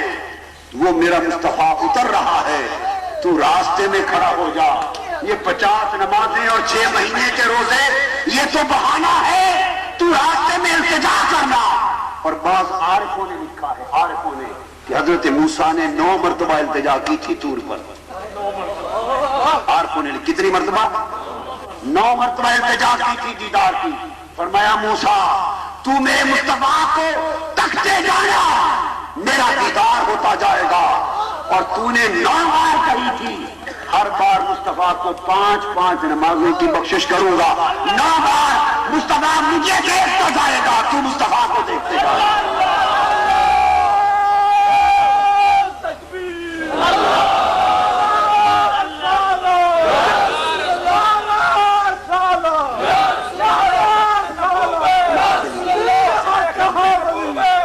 وما علینا الا البلاغ.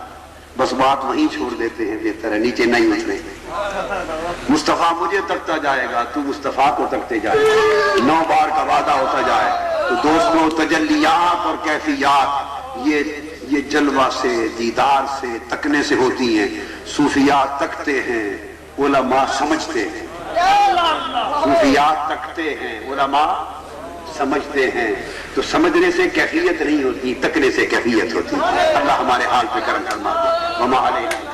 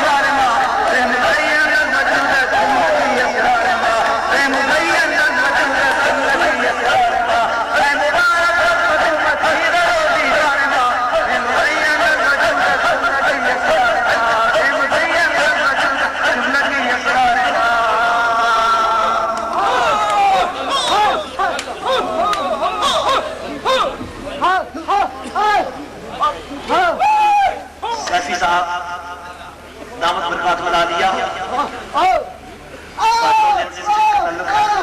حضور جل عالم سیدنا مرشد اللہ مبارک صاحب دامت برکاتہ العالیہ کے خاص خلفاء میں سے ہیں. آپ کا خطاب ذی شان ہوگا. حضرت علامہ ضیاء اللہ صاحب جو کہ ایک عظیم مفکر، محقق، مدقق، مذہبی سکالر ہیں اور کثیر کتب کے مصنف ہیں، آپ کے خطاب ذی شان کو آپ سماعت فرمائیں اور علم و فکر کے ساتھ اور شعور کی بیداری کی دولت حاصل کریں. حضرت علامہ مولانا استاد العلماء محمد ضیاء اللہ سیاسی صاحب دامت برکاتہ العالیہ، ان کی آمد سے قبل ایک استقبالیہ نعرہ، نعرہ تکبیر، نعرہ رسالت، نعرہ رسالت، پیر عرصی مبارک، پیر عرصی مبارک، پیر عرصی مبارک، پیر عرصی مبارک، پیر عرصی مبارک، پیر عرصی مبارک، پیر عرصی مبارک، پیر عرصی مبارک. حضرت علامہ ضیاء اللہ صاحب کے خطاب کے بعد جامعہ کے طلباء کی دستار بندی ہوگی اور اس کے بعد حضور جل عالم مبارک صاحب دعوت برکات کے لیے دعا فرمائیں گے اور میں اختتام کروں گا.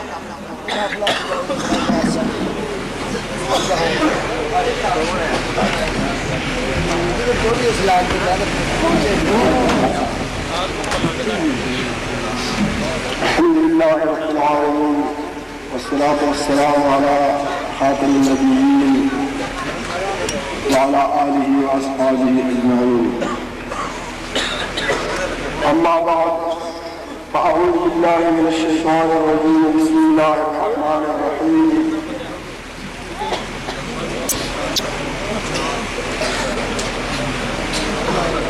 إنا عرضنا الأمانة على السماوات والأرض والجبال فأبين أن يحملنها وأشفقن منها فحملها الإنسان إنه كان ظلوما جهولا. إن الله وملائكته يصلون على النبي يا أيها الذين آمنوا صلوا عليه وسلموا تسليما. اللهم صل على سيدنا وحبيبنا وشفيعنا ونبينا وصفينا ومولانا محمد وآله وأصحابه وبارك وسلم عليه.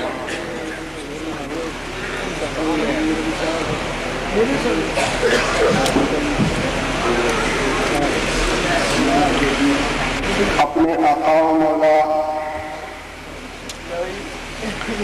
مجدد ملت اسلامیہ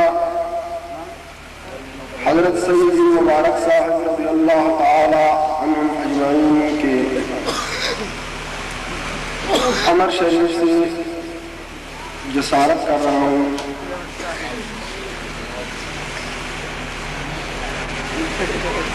میرے محترم بھائیوں،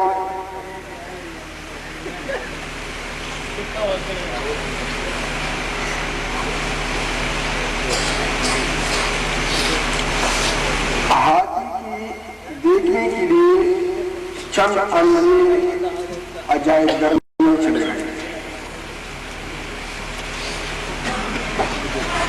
وہ تو قوت لانس سے اسے جو ہے نا دیکھنا چاہتے تھے، آنکھ تو نہیں تھی. کسی نے ہاتھی کی پیر سے ہاتھ لگایا، کسی نے خرطوم سے، کسی نے کان سے، کسی نے اس کے پیٹ سے، کسی نے دم سے. جس عضو کو مسح کیا نا تو اپنی فکر اور اندازے کے مطابق اس سے تعبیر کی. کسی نے کہا کہ وہ دیوار کی طرح ایک چیز ہے، کسی نے کہا نہیں بھائی سانپ کی طرح ہے، کسی نے کہا ستون کی طرح ہے. تو کوئی بنا آ کر ان کو اپنے آپس میں جگڑتے ہوئے دیکھے تو پوچھا کیوں؟ انہوں نے اپنا ماجرا پیش کیا. تو وہ بینا شخص نے کہا بھائی آپ لوگوں نے ہاتھی کی یہ اعضاء جو ہے نا یہ مسح کی ہے. ہاتھی ان سب تمام چیزوں کے مجموعے کا نام ہے جو ایک حیوان ہے. میرے بھائیوں، تصوف اور علم باطن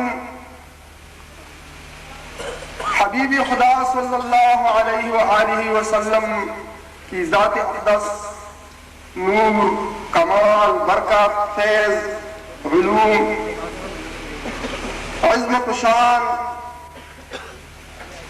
ان مباحث میں بحثیں جو ہے نا ہو رہی ہیں،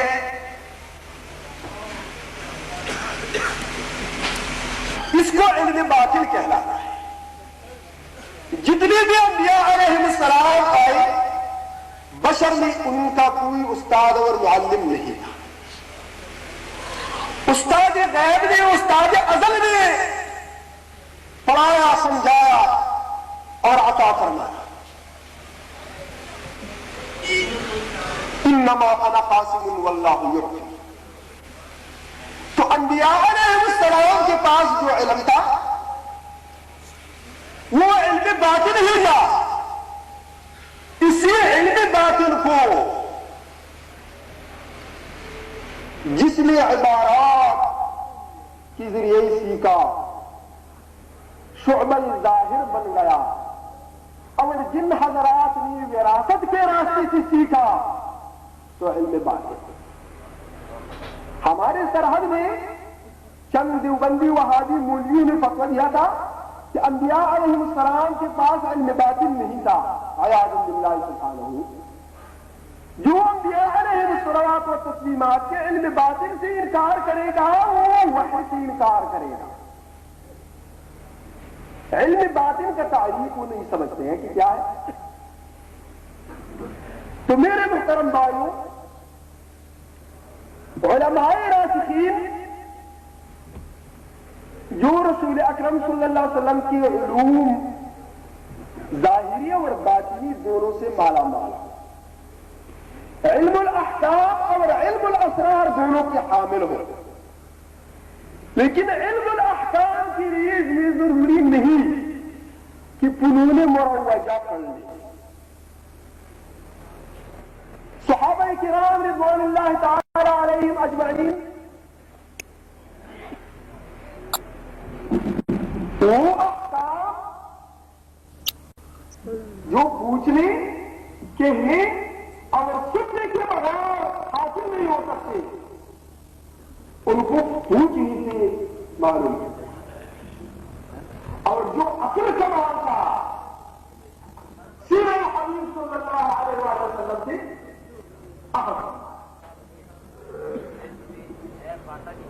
تو اگر کوئی سلوک میں آئے اور شریعت کے احکام کو کتاب کے ذریعے سے سمجھ سکتا ہے اور علماء سے پوچھتا ہے، وہ تو گمراہ ہو جاتا ہے، زندیق بن جاتا ہے، اپنے پیٹ سے شریعت بناتا ہے۔ لیکن اگر کوئی کتاب کو نہ جانے لیکن اپنے نفس کی اتباع نہ کرے، علماء راسخین اپنے پیر بزرگوار سے احکام شریعہ کے بارے میں پوچھیا، ان کے ایسے خلفاء جو علماء ہو اور دیانتدار ہو، سمجھدار ہو، تو یہی علم جو ہے نا ظاہر کے اعتبار سے اس کے لیے کافی ہے، اس کا ذمہ اس سے بالغ ہو جاتا ہے۔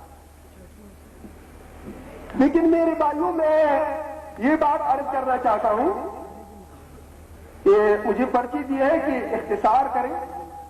میں نے حضرت سرکار مبارک سے عرض کیا تھا کہ میں اختصار کروں یا کس طرح، تو آپ مبارک نے بالکل مجھے مختار بنایا کہ جس طرح آپ مناسب سمجھے کر لیں۔ میں اپنی بات کو ضرور واضح کروں گا، خانہ پوری نہیں کرتا ہوں۔ اگر خانہ پوری کا بات ہے تو میں خانہ پوری کے لیے نہیں، اپنی بات کو ضرور واضح کروں گا۔ جب اپنا پیر بزرگوار آخاؤ مولا فرمائیں گے بس کرو، بس کروں گا۔ آپ کی چٹھیوں سے نہیں بس کروں گا، چٹھیاں نہیں دے رہا ہوں۔ تو میرے محترم بھائیوں،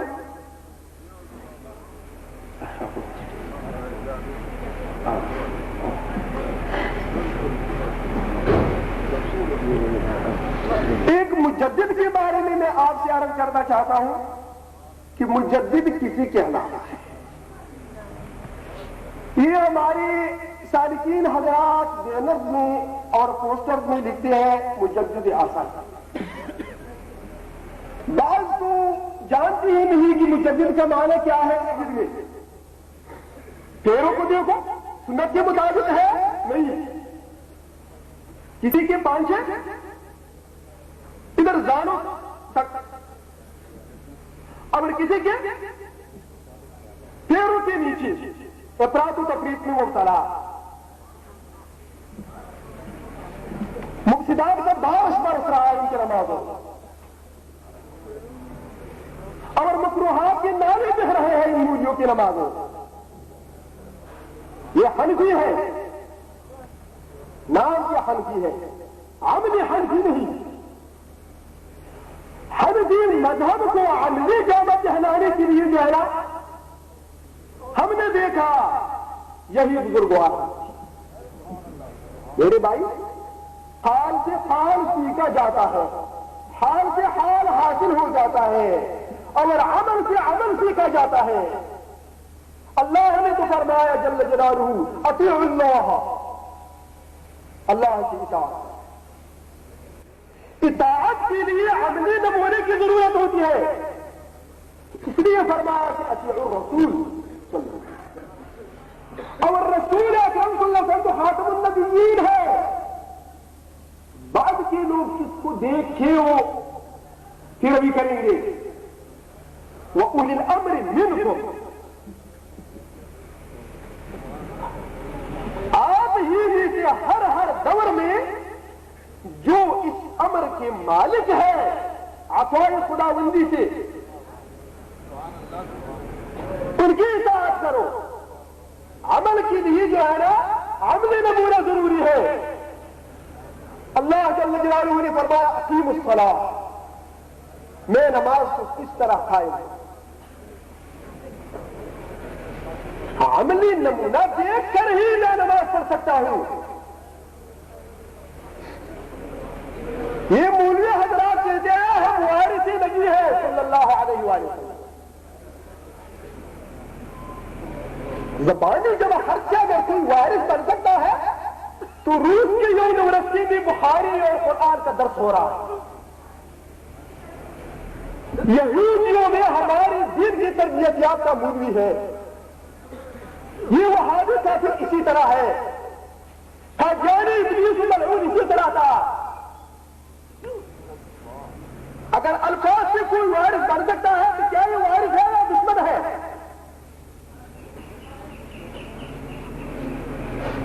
میرے بھائیوں, وراثت جو ہے نا یہ الفاظ کا نام نہیں,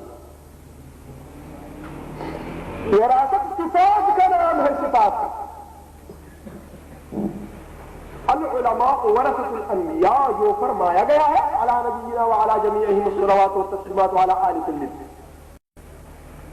تو یہ بھی فرمایا ہے اللہ جل جلالہ نے انما یخشی اللہ من عبادہ العلماء. اللہ کے بندوں میں سے اللہ سے ڈرنے والے اور خشیت کی صفت رکھنے والے علماء ہی ہیں. جو مولوی حلال و حرام کو فرق نہیں کرتا وہ وارث نبی کی طرح بن سکتا ہے صلی اللہ علیہ وسلم. جو اپنے نماز کے مفسدات و مکروہات سے اصلاح نہیں کر سکتا تو وہ دوسروں کی اصلاح کس طرح کرے گا.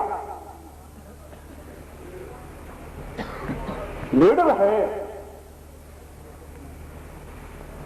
کمائی کے لیے جو ہے نا وہ کوئی نہ کوئی طریقہ انہوں نے اختیار کیا ہے, لیکن قابل اقتداء نہیں, وارث نہیں. تو میرے محترم بھائیوں, وراثت نبی صلی اللہ علیہ وآلہ وسلم کے لیے بھی شرائط ہے, اور عالم راسخ ہونے کے لیے بھی شرائط ہے. تو میں نے علم کے بارے میں بات کر رہا تھا کہ علم الاسرار اور علم الاحکام, علم الاحکام میں علم الاصول اور علم الفروع دونوں کی بات ہو گئی. فروع کی جو اصول ہے وہ اصول مجتہدین کے لیے ہے, ہمارے مقلدین کے لیے محض فروع ہے. اور علم الاسرار اس کی بھی دو قسمیں ہیں, علم تکوینی, علم تشریعی. تکوینی امور میں عام بندی مختار نہیں ہوتی اور تشریعی امور میں عام بندی مختار ہوتی. ایک فرق تو یہ ہے. دوسرا فرق یہ ہے کہ تکوینی علوم میں بلکہ تکوینی امور میں بندہ مکلف نہیں اور تشریعی علوم اور تشریعی امور میں بندہ مکلف ہے. بعض لوگوں کا تو یہ خیال ہے کہ علم تکوینی علم باطن ہے اور علم تشریعی علم ظاہر ہے. یہ ان کا غلط خیال ہے. نارسائی کی وجہ سے اس طرح کہہ رہے ہیں.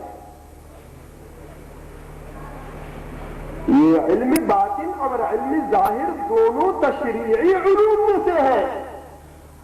شریعت کی بھی ظاہر بھی ہے باطن بھی ہے. تکوین تو صفات خداوندیہ میں ایک صفت حقیقی ہے اور تکوینی امور وہ ہے جو انسان کے اختیار سے عام انسان کے اختیار سے بالاتر ہو کر نظام کے چلنے چلانے کا جو معاملہ ہے اسی تکوینی امور کہا جاتا ہے. دیکھو نا حضرت موسیٰ اور حضرت خضر علی نبینا وعلیہم السلام دونوں لگائی. موسیٰ علیہ السلام علم باطن اور علم ظاہر دونوں کے عالم تھے اور علم باطن میں وہ کمال پائی کہ محمد رسول اللہ صلی اللہ علیہ وسلم کے بعد اور کسی نبی نے نہیں. بنی اسرائیل اور یہ دوسرے غوث وغیرہ جو ہے نا یہ بزرگ رحمہ اللہ اجمعین یہ عزرائیل علیہ السلام کے قدم دے ہیں اور میکائیل علیہ السلام کے مقام میں وہ شخص قدم رکھ سکتا ہے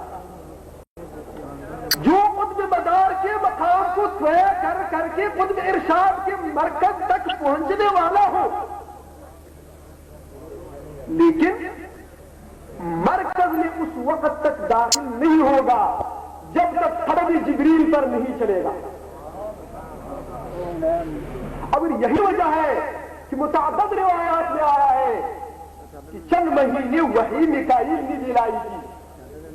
اگرچہ اختلاف ہے اس مسئلہ میں. میکائیل علیہ السلام کا جبرائیل علیہ السلام کے ساتھ قرب ہے معنوی لحاظ سے رتبی لحاظ سے بھی. دیکھو نا مقام خلق مرکز اس کا ولایت مدد ہے اور مقام روح مرکز اس کا ولایت ابراہیمی اور ولایت نوحی ہے. اور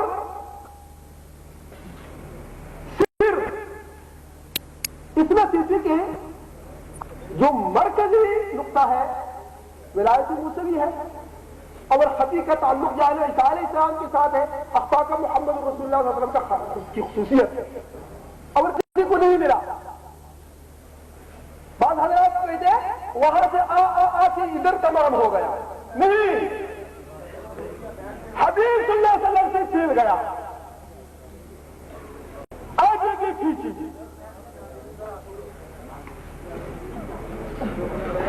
تو جبرائیل علیہ السلام کا تعلق جو ہے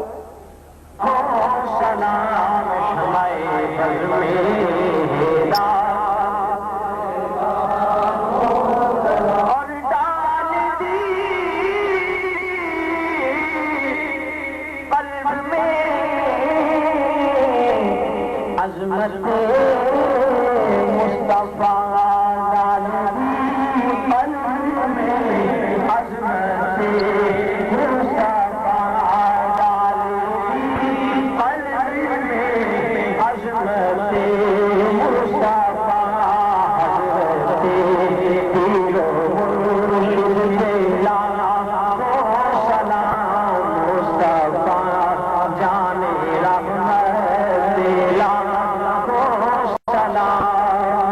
یا رسول